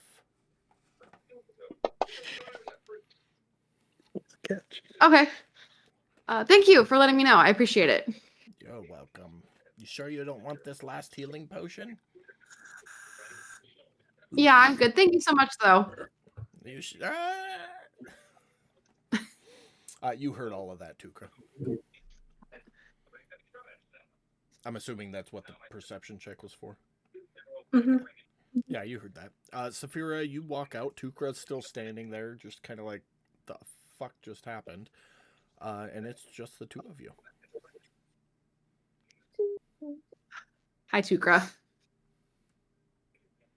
Saphira. I'm going to go join Cal and get something to eat if you want to join us, but I can understand if you don't.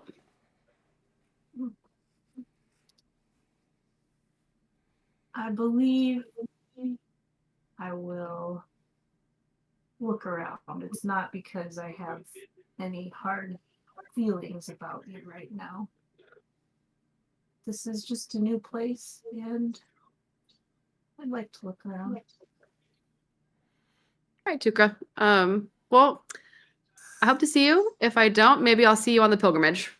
I'm still planning on going up the mountain. I'll pat Saphira on the shoulder and nod. All right.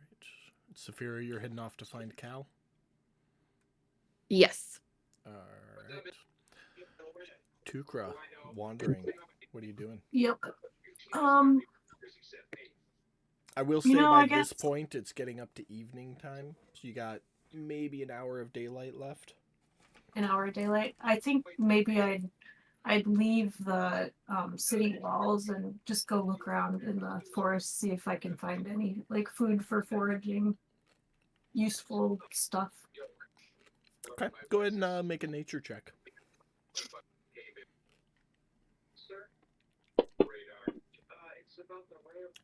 Okay. You can give yourself an extra 2 days rations.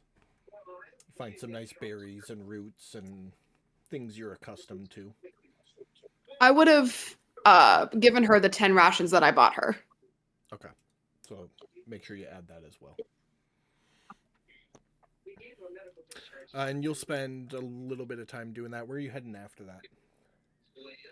I would head back in and I'd find somebody. My question is if it's safe to sleep outside. in the city, like under the tree. Okay. They say it's safe enough. It does get really cold at night, though. I'd pull up my shiny new winter stuff and I'd be like, huh?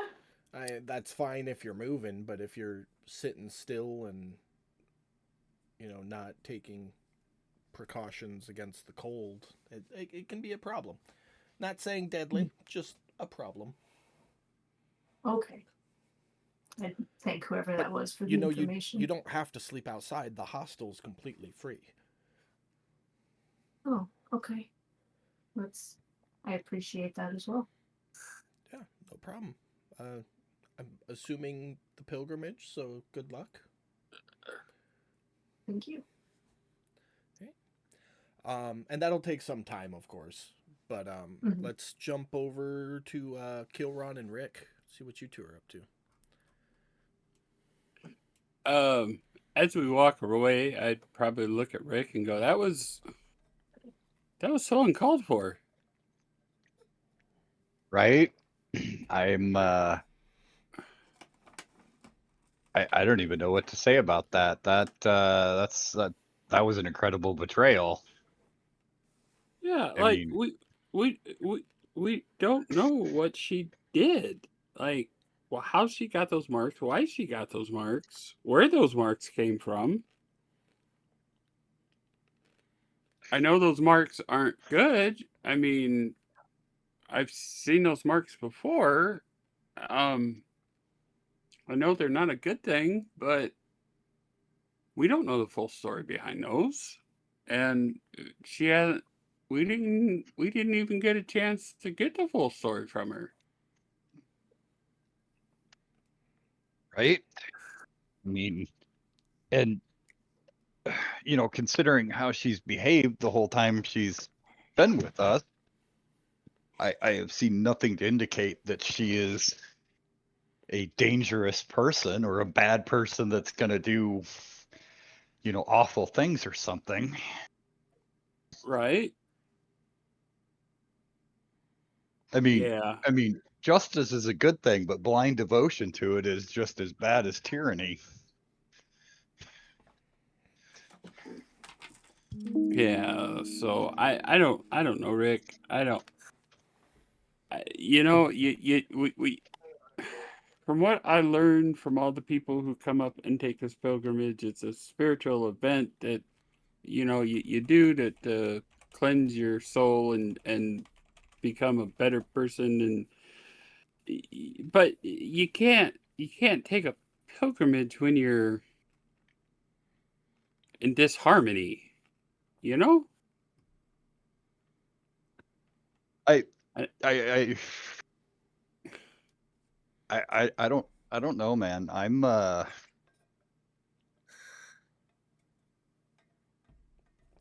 kind of angry. I feel a little betrayed. I feel guilty. Because I didn't do anything to stop. Because I didn't do anything to stop it. I mean, Well, between you and me, I tried, but it failed. It failed miserably, but I tried. I tried to use my powers of persuasion to get Cal to change his mind, but it didn't work. Yeah, I can't believe that we were traveling with cops for the last couple weeks, and don't they have to identify themselves or something? I saw that in a movie somewhere. I don't think they can lie to us about it. You mean a minor illusion show? Movies. Right, yes. I was gonna say, do we have movies back then? Yeah. What the the heck minor is a illusion and movie? like 4 or 5 spellcasters get up and keep casting the minor illusion cantrip to put on a show. Yeah. It works. I love that idea so much.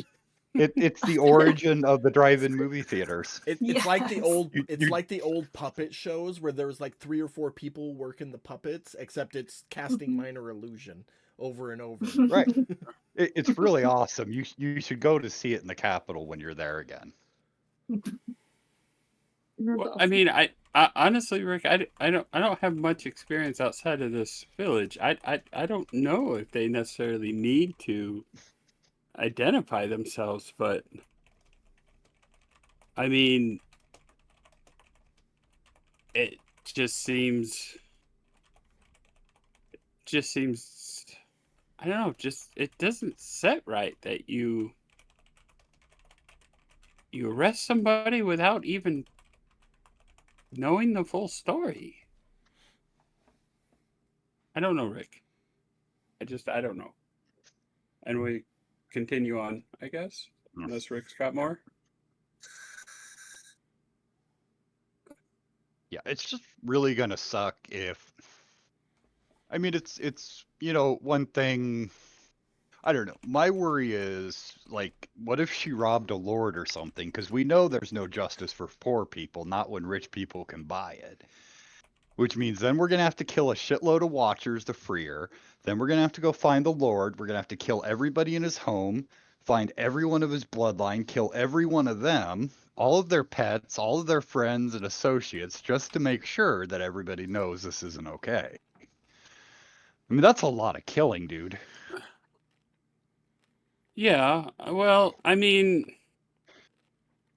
I guess in this conversation, I guess I can play a little bit of devil's advocate and say that maybe she did do something, and maybe maybe she did steal from somebody. That's how she ended up with the marks. But once again, we don't know because we didn't get the whole story. I mean, maybe she does deserve this. We don't know. You really But believe that, though? well, the way that I she mean, presented herself to us, no, but that doesn't. But everybody has a past, Rick. We don't know what she did or didn't do. I mean, she could have did something and she could have changed her ways. And maybe we could have helped her to repent instead of having to go through all of that. But too late for any other options now.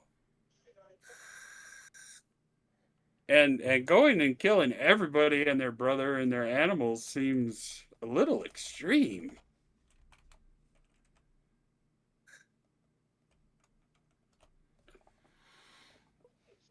maybe we don't have to kill their associates.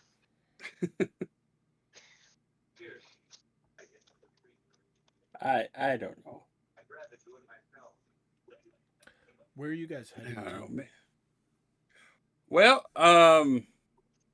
I know that the only place to stay here is the hostel. I was kind of hoping that Seekmet might actually give me, Rick, and Sheldon a spot for the night so that I can clear my head and Oh, figure well, out what I want to do. your cot's still there. Your friends can stay as I- long as the big one doesn't eat anything, and they'll have to I sleep mean- on the floor. I'm not providing beds for them. I mean, that's fine. Me and Sheldon usually just sleep in a cuddle puddle. Okay. Cuddle puddle. Kids, Jesus Christ. Sorry, Apollo given. You just Oh, you're just old man that you're just mad that you don't have anyone to cuddle puddle with.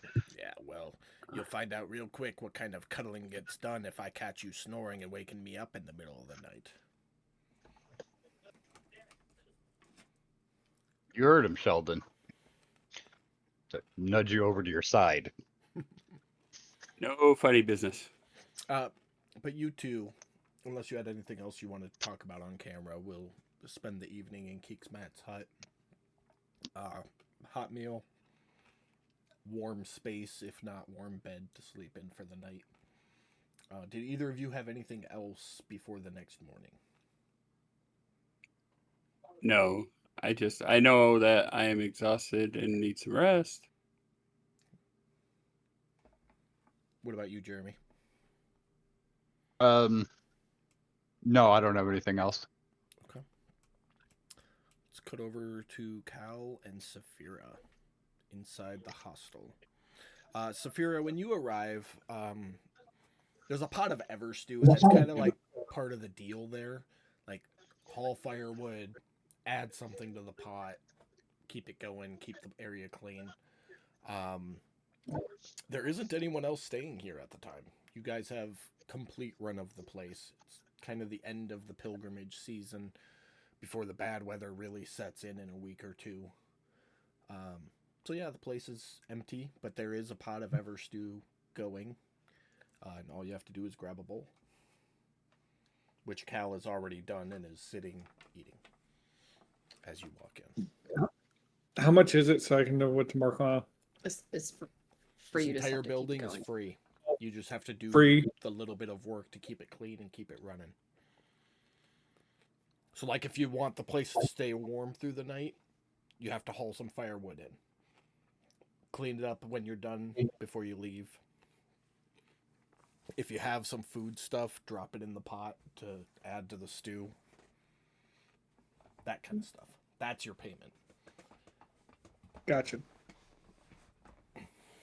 Saphira would have walked in, seen Cal with his bowl of food, gone over to the Everstew, and thrown some food in it, and then, well, made herself a bowl and then throw some food in it to replace what she took. Okay. Oh, before you guys get into it, I want to show you what Pam got me for Christmas. Nice. It's a Dungeon Master drink coaster You pull- with a little spot for me to put my dice while I'm playing. That's excellent. Sorry, I thought it was cool. Oh, Wait, that is Wait, awesome. we didn't see it. I I didn't didn't see it. realize it was on Discord. Up. Ah. Yeah, nice. Very cool. But sorry, continue. Brad, Becca, your show. And then I would have gone over and sat next to Cal and just said, well, that happened. Yep. Cal's very nonchalant about it, just eating his food. It sucks, but we had to do it. It's Is what it- It's a job. we're paid to do. It's just, she seemed really nice.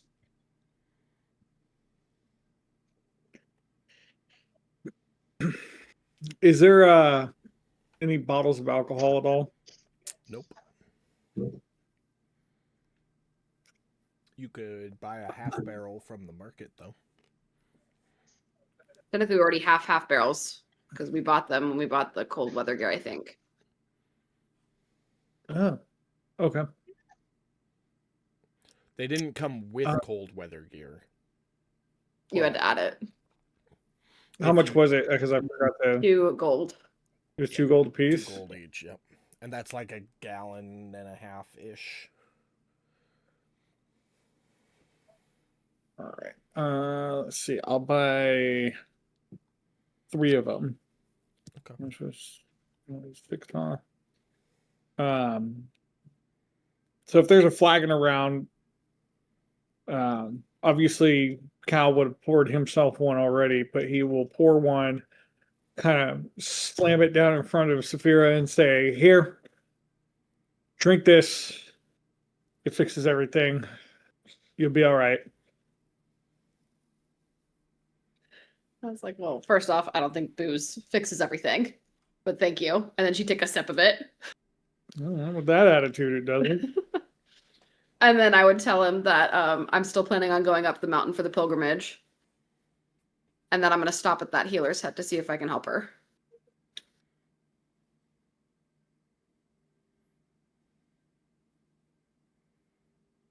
She did help us in the swamps, and no one deserves to just have injured wings.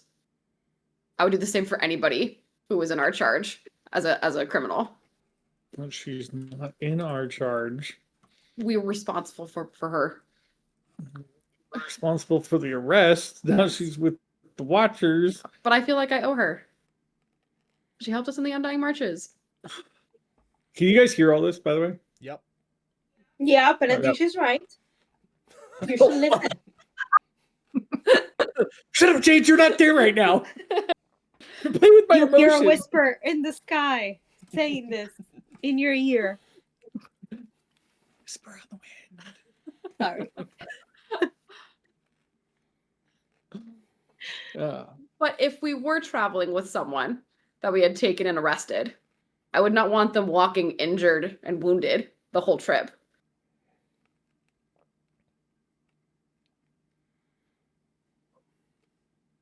And if this is the only option for her to get her wings fixed, we don't know if there's another option anywhere else. So we see if we can get her, one, see if it's even possible. Two, if it is, bring it back down the mountain and have it shipped off to wherever she is if she's not still here. Cal's gonna look up from his meal and just, why are you so dead set on this? Because people matter. This is why we're doing all this in the first place.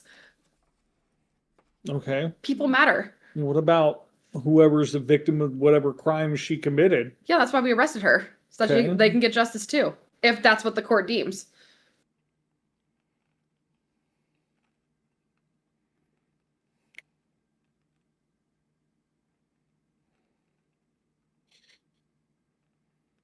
You're not gonna let this go, are you?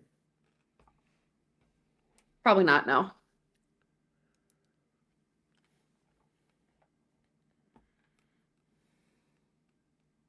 If you- Fine. We gotta check out the dire wolves anyways while we're up there. Fine. Saphira is giving a smile right now. You guys can't see it. cheeky, happy smirk.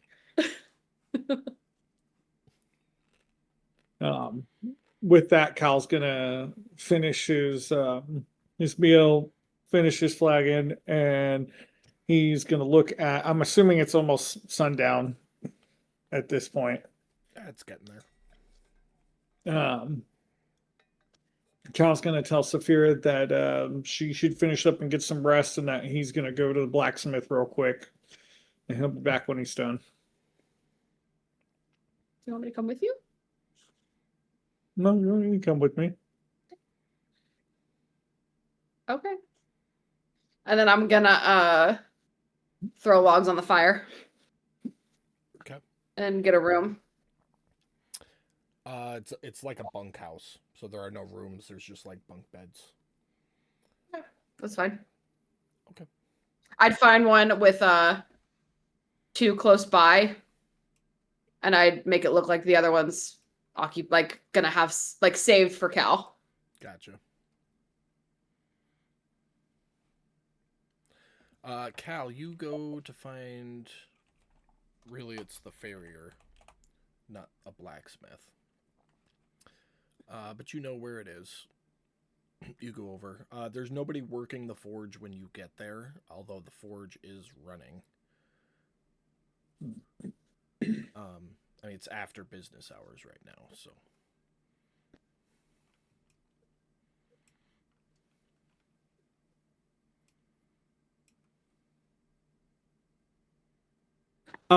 Cal will walk up and I'm assuming there's a door to the shop or something. To the house, yeah. Okay. He's gonna knock on the door. Takes a minute or so, but the door opens. A half-orc individual opens it. A little scrawny for a half-orc, but well-defined muscles. Clearly a smith of some sort. Opens the door. Yeah. Good evening. I'm looking for the owner of the forge over here. That'd be me. I was hoping that I might be able to use your forge for a bit. I have some items I need to make before I start heading up the mountain. You ever use a forge before? Time to time, enough to get by. You got all your own materials? As far as I know. Your own tools? That's a good question. Stand by above table. I'm checking my inventory, make sure I still have them. Not sure if I even have them or not. You do. Yes, I do. I will point out you don't have any scrap metal. I don't know if you were gonna. So that would be my next. That would be my next thing I would ask him, is to say that I'm willing to pay him for the time at the forge and for scrap metal. If you got all your own equipment, I ain't gonna charge you to use the forge. Just try not to be out too late. You know, I got kids inside, need to sleep. But yeah, I'll sell you back some of the scrap metal you all came and sold me earlier. How much do you need? Oh shit. You and I above table have never discussed how much scrap metal would be needed How many for. bullets are you trying to make? Let me see how many I have. I definitely probably need to go get glasses. It looks like you got 40 rounds. 40 plus or minus whatever. So -5. So you're at 35 right now. So I would try to make another 20. Okay. Maybe 40, depending on the cost. It is. And how long? 4 gold per 20 rounds. And it'll take you an hour for basic ammo. Okay. So yeah, I would make 40 rounds, and then while I'm there, I would try to examine that one that I have. Should be in my bag somewhere. Yeah, the experimental one. Yeah, so I would try to examine it, make notes on it. Okay. Maybe try to replicate it if I don't even know if I have the materials to replicate it. Okay. So you strike a deal with the farrier. Mark off the 4 gold. I already put the ammunition in. It's not going to take any check to make. It just takes the time. Okay. So you strike that deal and get to work. As far as examining that bullet while you're waiting for the metal to melt or whatever before you cast it, go ahead and make an investigation check.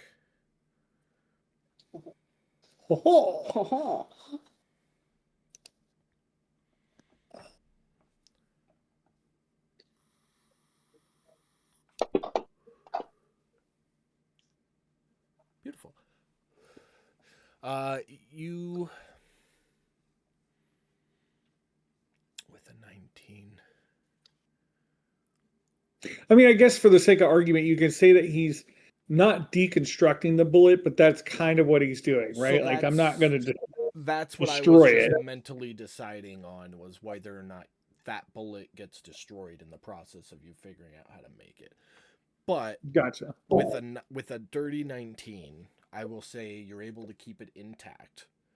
What you note is there's like a pinhole at the tip, the point of the bullet, and that catches your eye, and you think it's weird because bullets don't have that. And you take one of your tinker's tools, it's like a paper clip kind of, and you kind of scrape inside of it, and a little powder comes out. And you scrape just enough out to be able to get a good look at it, and you take a sniff.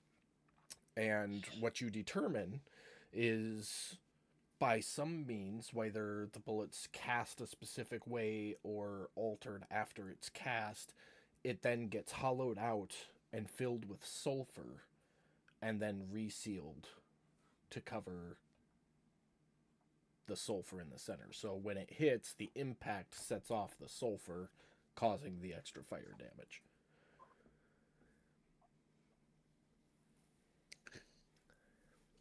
By chance, is there any sulfur around the forge? No. You didn't see any at the marketplace either. Okay. You walked around this place enough to kind of get the vibe that that's not something you're going to be able to find here. Okay. Well, that's enough. I mean, I've already studied it enough. That's fine as long as I made the other 20 bullets or Yeah, 40 bullets. You record it down in your little notebook. You're confident you could recreate it with a little trial and error. So yeah, you have a recipe for the experimental bullet, Cool.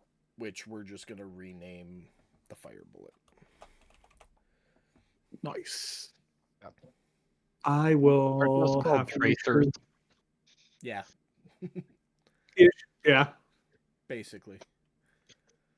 I'll have to make another note and just keep a track of what recipes I do have going. Yeah, just on your notes tab, I'll put it in there right now. Recipes, fire bullets. You can just add to that every time you learn a new one. All right. Cool. Well, that would be my spiel for the evening, and So you'll spend an hour doing that, get your 40 bullets, and then back to bed. yeah, back to. I don't think there's anything. I can't think of anything else that I need to do other than. Yeah. Okay. Tukra, where were you gonna end up for the night? Well, after I was done foraging, I'd sit under the tree for a while doing what I was doing, and I'd probably send out a little prayer to Sylvanus Okay. about, like, I don't know how to navigate this complex people situation that I now find myself in. Roll a d100 I just do not as you have finish your prayer. 87. I do not have the context for how to handle it. Let me see. Roll it one more time. You're still a little mentally weakened from that sickness, which lets you kind of go into a delirium state. That seems handy.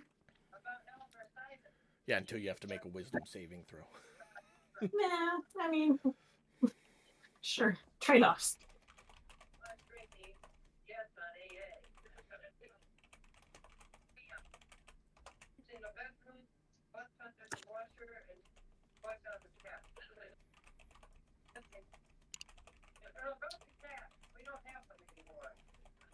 What else are you doing? After that, when it started getting cold, I would head to the hostel. And I'm guessing I'd get there probably quite a bit later than everybody else has gone to bed. So I'd do some logs onto the fire. I ate while I was out foraging. So. Okay.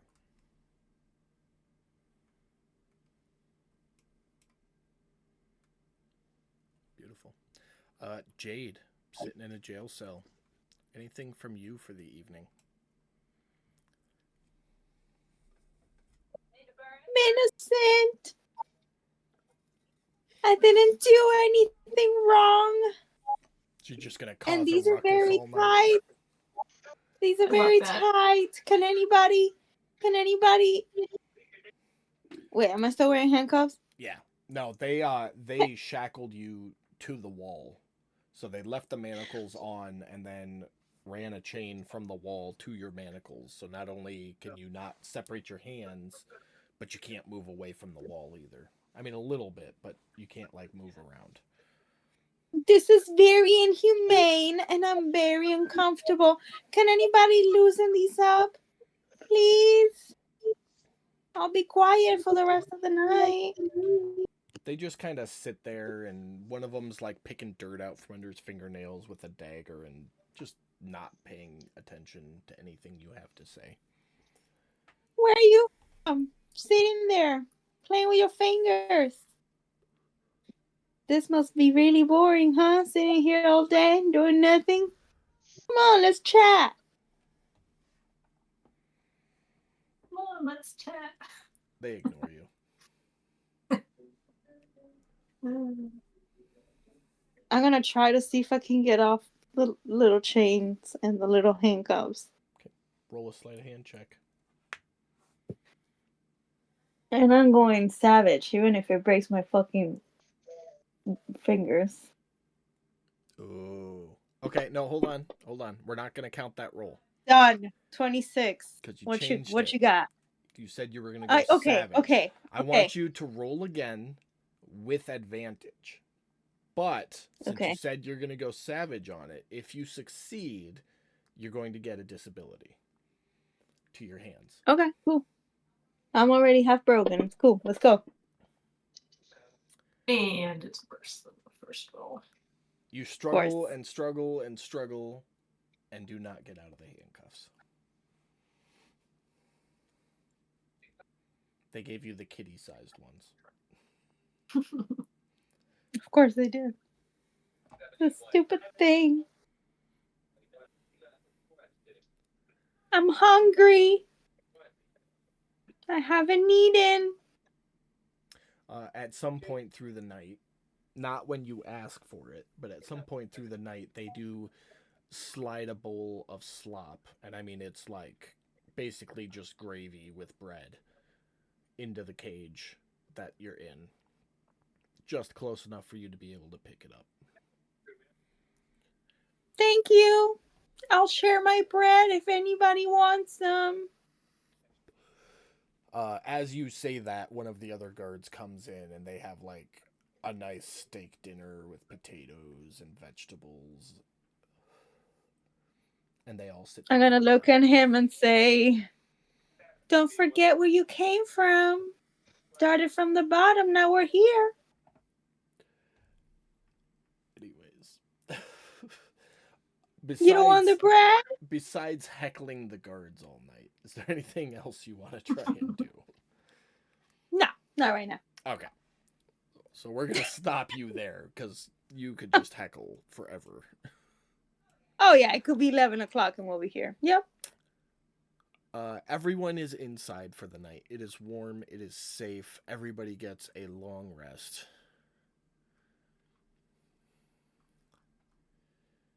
Make sure. Okay. So make sure you guys are fully healed.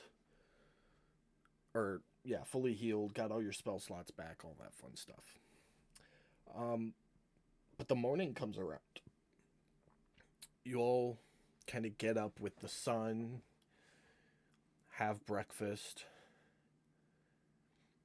and towards the tail end of your meals, which for some unknown narrative reason just all happens to be about the same time, you start hearing voices from outside your respective buildings. And the voices like get close to the building and then move past it, all heading towards the southeast side of town. Like people are moving in that direction. Somebody knocks on the door to the Watcher's hut, the Watcher's post, and one of the Watchers goes over and answers it, and you hear somebody state, "There's been a murder, come quick." And that one Watcher turns to the other two and says, "Stay with the prisoner. I'll go look into it." And that one Watcher leaves. But with the ruckus going about, everybody but Jade, what are you doing?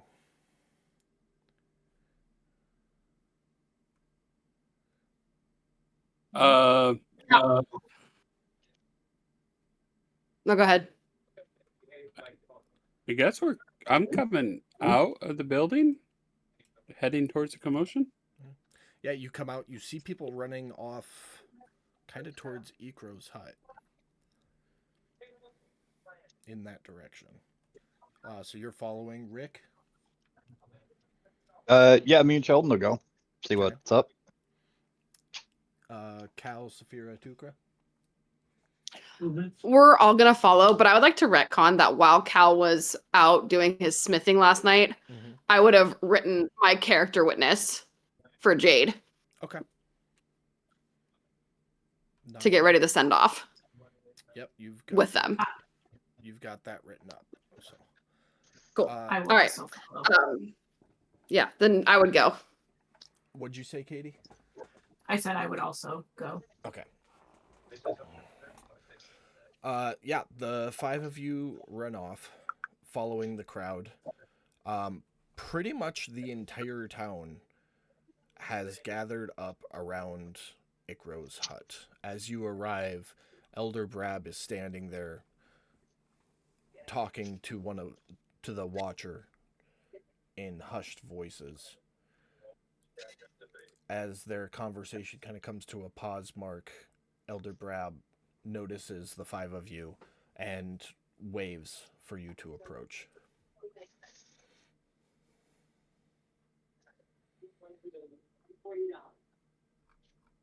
I approach.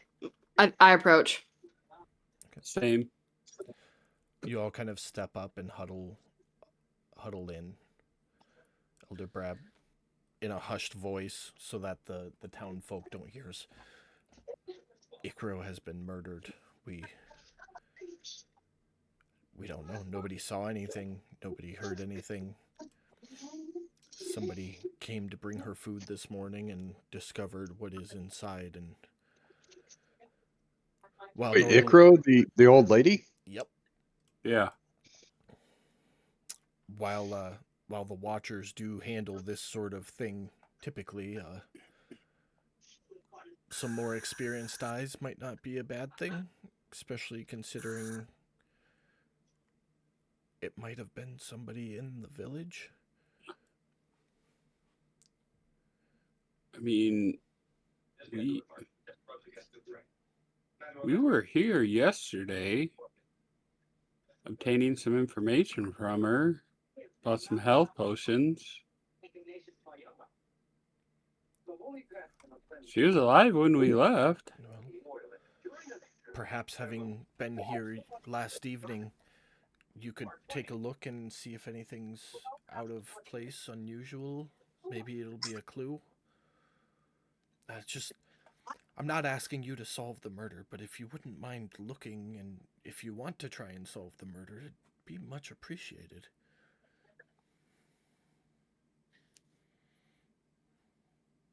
Okay.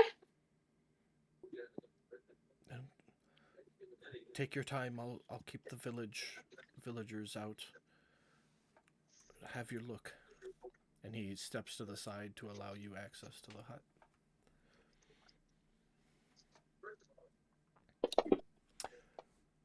Is anybody not going in? I think we all are. Me and Sheldon are going to look for tracks around the hut. Okay. Everybody else is going in? Yeah. Hold on. Don't just be rolling random dice. I got things set up for that. I was rolling perception to check the outside first. I was preemptively jumping the gun. I wanted to roll dice. Survival for tracking. Okay.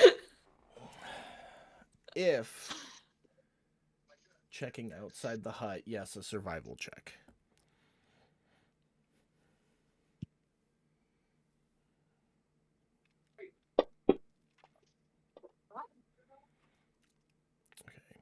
Okay. Tukra, were you checking for tracks and stuff?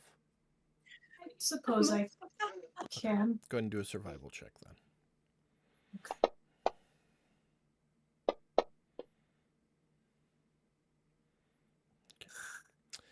So Rick, Tukra, and Saphira, you all look around the hut first, and nothing seems out of place. There are some footprints. Some of them are your guys' footprints from the day before. Just the one track in, the one track out. And then 2 additional sets. One seemingly matching Elder Brab, and the other one presumably the villager that brought Ikro her food that morning. But there are no other footprints. Rick, you said you were going to stay out and keep looking, so the other 4 of you head into the hut. As you enter, you where is there it is. You didn't scroll up far enough, sorry. You immediately see Ikro's body splayed out in a somewhat ritualistic manner in the center of her hut, where she was sitting meditating the night before. As you do your initial scan around the room, any artifacts or herbs she had hanging are all destroyed. Any storage containers are smashed. It looks like the place was ransacked. It's very clearly some sort of ritualistic murder. She's laying on her back, arms and legs spread out, big cut mark from stem to stern down her abdomen. And on the far wall, painted in blood, or smeared in blood rather, is an image.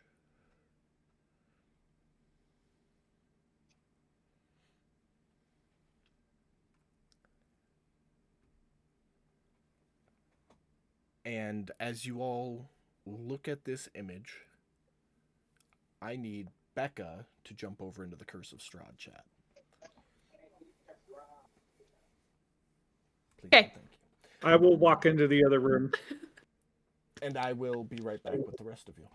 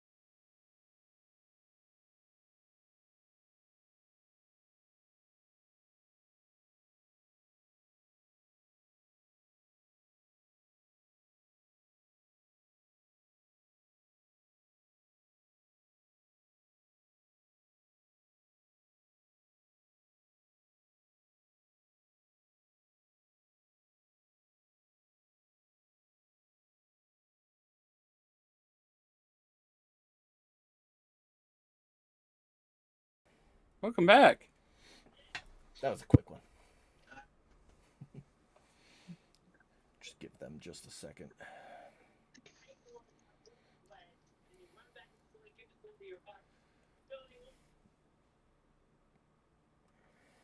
Okay, we're back. Okay. Jeremy and Mike over there plotting against me.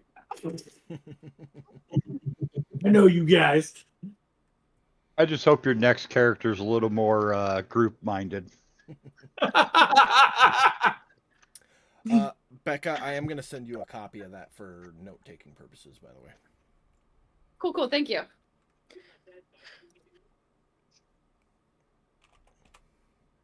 So yeah, you guys are in the hut. It's clearly some sort of ritualistic murder scene.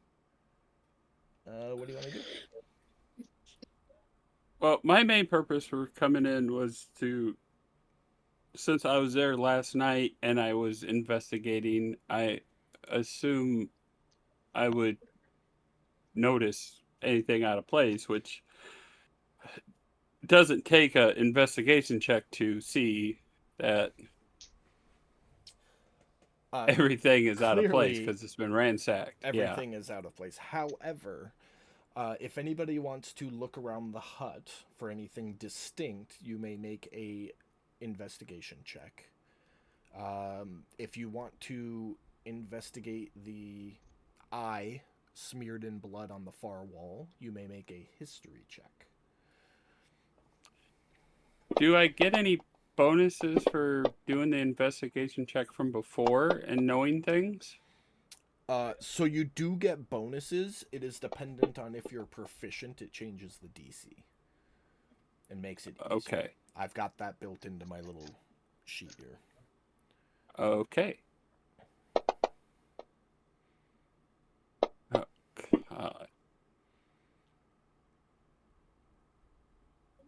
Cal, did you burn your inspiration on your investigation check and then roll a nat one? I sure the fuck did. Okay. Sorry, I'll go to sleep here again eventually. All right. So let's go down the list, starting Tukra with a 19 on investigation.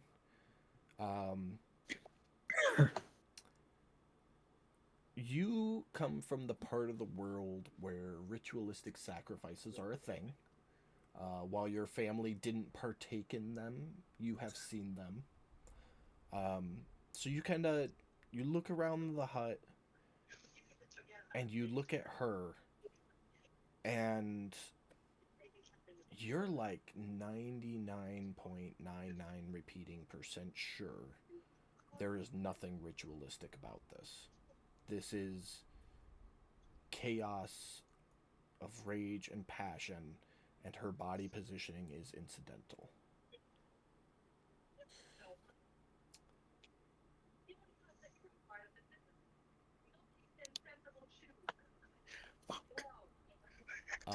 And you're the only person that notices that. Did anyone else want to roll a history check? Rolled one for 12. Not that that's going to do me much good.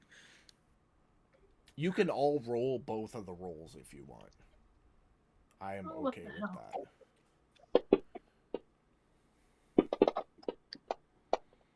That 4 still carries over Tukra. So. Oh, okay. Well, once you cast it, it lasts for a minute.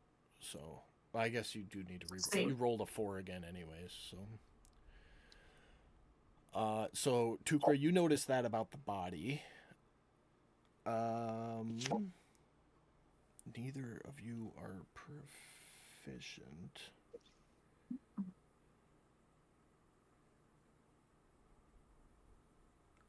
As the two of you look at the rune on the wall, well, as all of you look at the rune on the wall, you don't know what it means. You don't know where it's from. But you know that runes above a murder site typically mean something real ritualistic. That's as far as you can go with it.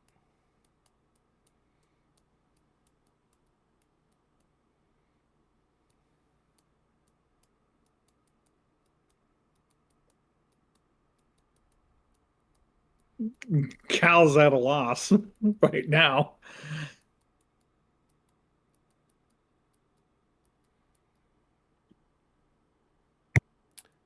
Saphira, were you going to roll any checks?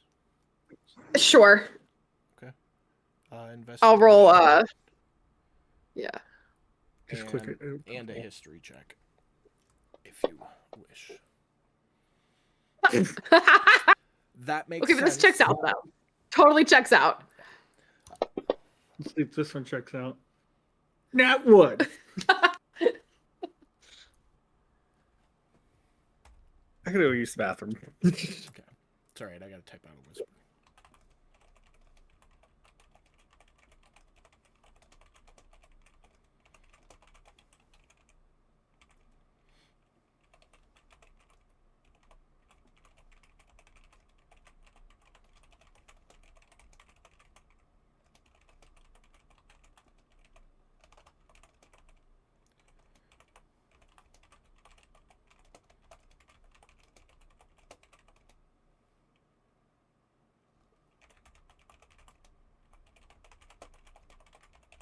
I guess as everybody's looking at stuff, I'd sort of go, and I'd point at the ruin and go, that seems to be a ritual, part of a ritual. And then I'd point at Ikro's body and shake my head and say, but this is not.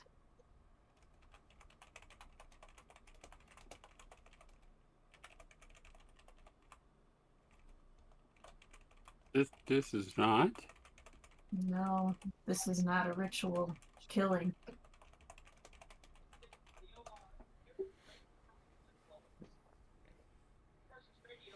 Why would somebody put a ritual symbol up? But Well, it's a mark used by paladins during the Temporal Crusade to warn demons and wrongdoers that an oath of vengeance was placed against them and their followers. So, I guess you could say that's more of a declaration of war than anything. declaration of war on a cleric?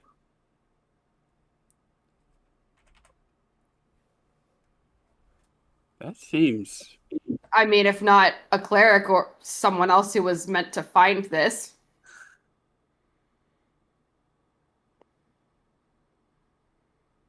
Someone in town, maybe?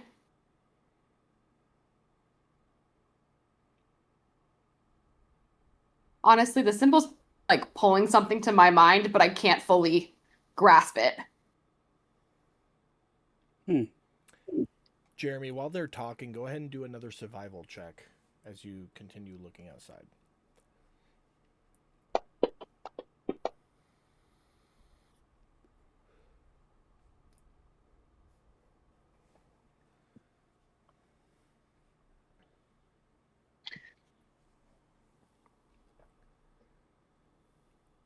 With a 15, you'll kind of search outwards from the hut, as one does. And when you get over to here, there are very clearly footprints that came over the wall, took like a step before disappearing or being obscured. And then there's a footprint back up against the wall before they went back over.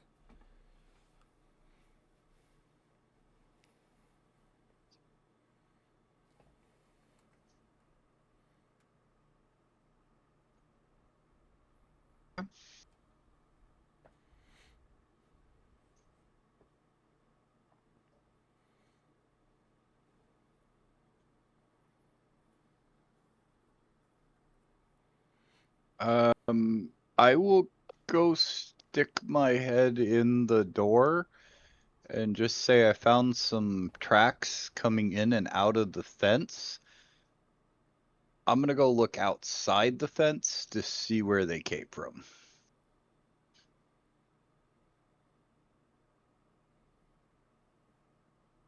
and then I will go make my way outside the fence. You going out through the main gate, or you going over the fence? How tall's the fence? 10 feet, 15 feet. Yeah, I'll just go around. Okay. You know what? I'd ask if you wanted help. Oh, sure. I'd go with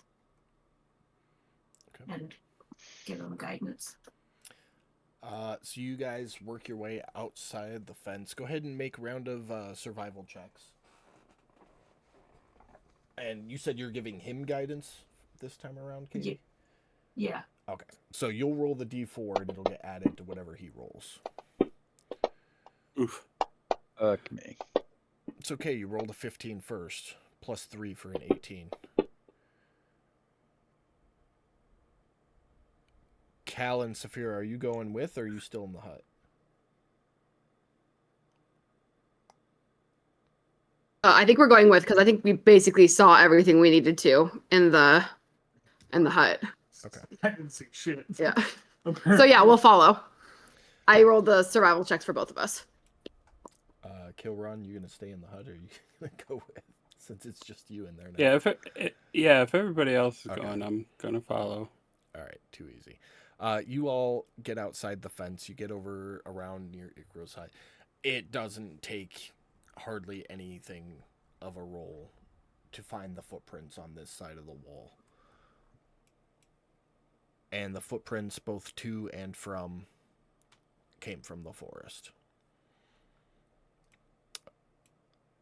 I will say, Cal, with your nat 20, you can determine that these footsteps, while humanoid, so likely coming from a human or something with human-shaped feet, is very heavy. Okay, sorry, I just got back from the bathroom. So found humanoid ship footprints outside the hut leading toward this forest, and they appeared to be very heavy. Yes. Yes. Okay. The footprints are smaller, though. Like, they're indicative of a female. Just generally smaller feet. But they're very deep set, indicating a large amount of weight.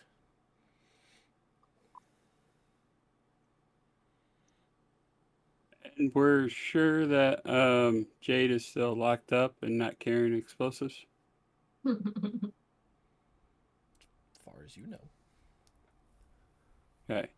I don't know. So make sure she's not. You woke up, ate breakfast, and now you're here. So you'd have to ask questions or go check. Note to self: we need to make sure that Jade has explosives at all times. Well, I don't want her to exact revenge on the person she came out of the hut from.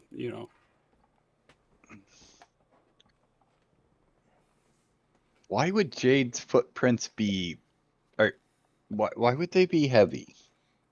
Because she's carrying explosives. Yeah, but the ones going back into the forest are heavy. Did she pick up an extra set when she was in there? Oh. So for the sake of argument, Cal would definitely pass that information along to the group that they appeared to be heavier and smaller, almost female-esque. Got you. Just for the sake of argument. Those of us who know Jade and trust her know that she would never blow up some innocent, freaky old lady with flat tits and a mohawk. That we know of. I don't know her. She had dreadlocks, not a mohawk. She was doing the mohawk thing to Jade's wings to feel them because she was blind. Oh, right. That's where it came from. Okay. That really bonds you to a person. There's no way that I would never. I can't even believe that we're having all these conversations right now. I love that you did that as you sent over a winky gif in the chat. I would never do that. I mean, Not if we have her. footprints, Cal would start following them. Yeah, if he's following footprints, I'm gonna follow him. Okay. Because it's somebody hurt Ikra, so I want to know who, why. You would see Saf throw some hand symbols at Cal, and then I'll whisper to Brad what it is. Side. Let's go. Autos locos for life, Holmes. See, I told you they were dirty cops throwing up gang Yeah. signs and shit. Yeah. Tukra. I'll amble along behind him, thinking to myself, boy, I sure am glad I don't have a specific goal in mind, because this being away from home thing sure is I mean, to be all fair, over the place. you do have a specific goal. I do, but it's not a I guess it's not a geographic or Yeah. time based. Yours is a spiritual goal. Yeah. To I don't know where I'll attain find it. the So level of enlightenment you need to go home. footprints in the wood. Might as well. Hey, there's Maybe nature there's involved at the least. answer Who at the knows? end of yeah. Yeah, so you guys all start traipsing into the woods. Go ahead with survival checks to follow the tracks. So, DM, before we get to the wood's edge, Cal would stop as everybody kept going forward and have a talk with Saphira. Okay. So, you still want a survival?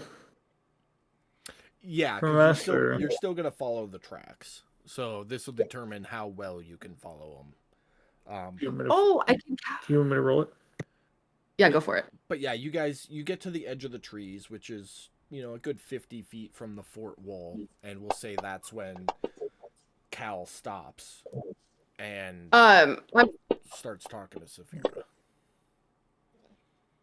I'm also going to use. I think it's a character feat. It's Awakened Mind. Okay. I'll use that on Cal. Okay. So as Class long as, warlock thing. yeah, as long as you're within 30 feet, you and Cal can communicate telepathically with each other. I think it's nope. farther than that. When you start it, you have to be within 30 feet. Once it's 30 feet. in, you Gotcha. have up to a mile. Number of miles Yeah, 'cause- equal to your charisma modifier, so you have 5 miles. As long as you're Okay. within 5 And it lasts miles. for 3 minutes, I think, right? Number of minutes equal to your warlock level. So right now, 3 So 3 minutes. minutes. Okay. Okay. Cool. Cool. Cool. So are you going to have that conversation telepathically and keep walking, or are you still going to stop and talk? Nope, we're gonna do it telepathically. Keep walking, so that way it doesn't really look like anything's happening with the group. Okay. So you guys keep walking. I'm going to put... Actually, I'm not going to put those on you guys because 3 minutes is like nothing. But that will give you guys a chance to do that. So you guys walk, and you are following the tracks. No real issues following them at all. They lead east for a little while, and then turn north. Both the tracks coming into town and the tracks leaving town. It's like this person followed the exact same path both ways. Around noontime, you're kind of coming up on the base of a mountain. Not the Sky Touch mountain, but like one of the first mountains on the edge. The tracks are still strong. You're still following them. And you're just kind of... You stop for a second. It's like, man, we've been walking a long time. Like, this person's been going. And as you're standing there, just starting a conversation of, do we want to keep going, or do we want to take a beat? A whistling noise comes out of the air. and a javelin flies and lands in Saphira's shoulder. Saphira cries out in pain. That's 8 points of piercing damage. You guys all look at the direction the javelin came from. Standing on a cliff about 200 feet away is a dark-skinned, heavy plate-mailed female. And as she's standing there, the javelin rips out of Saphira's shoulder and flies back into this female's hand. She calls out, "I knew she'd send you. Come to your doom." And that is where we are going to end tonight's episode. All right, I'm calling dibs on that fucking javelin. Mm-hmm. That's all you, Bubba. Not if I get it first.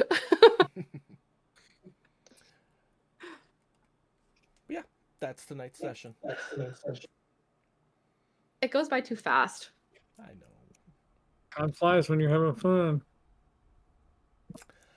All right. Well, thanks anybody who came to watch the stream and watches it after the fact. We appreciate you, and we will see you back here next week for more Times Reach. Bye.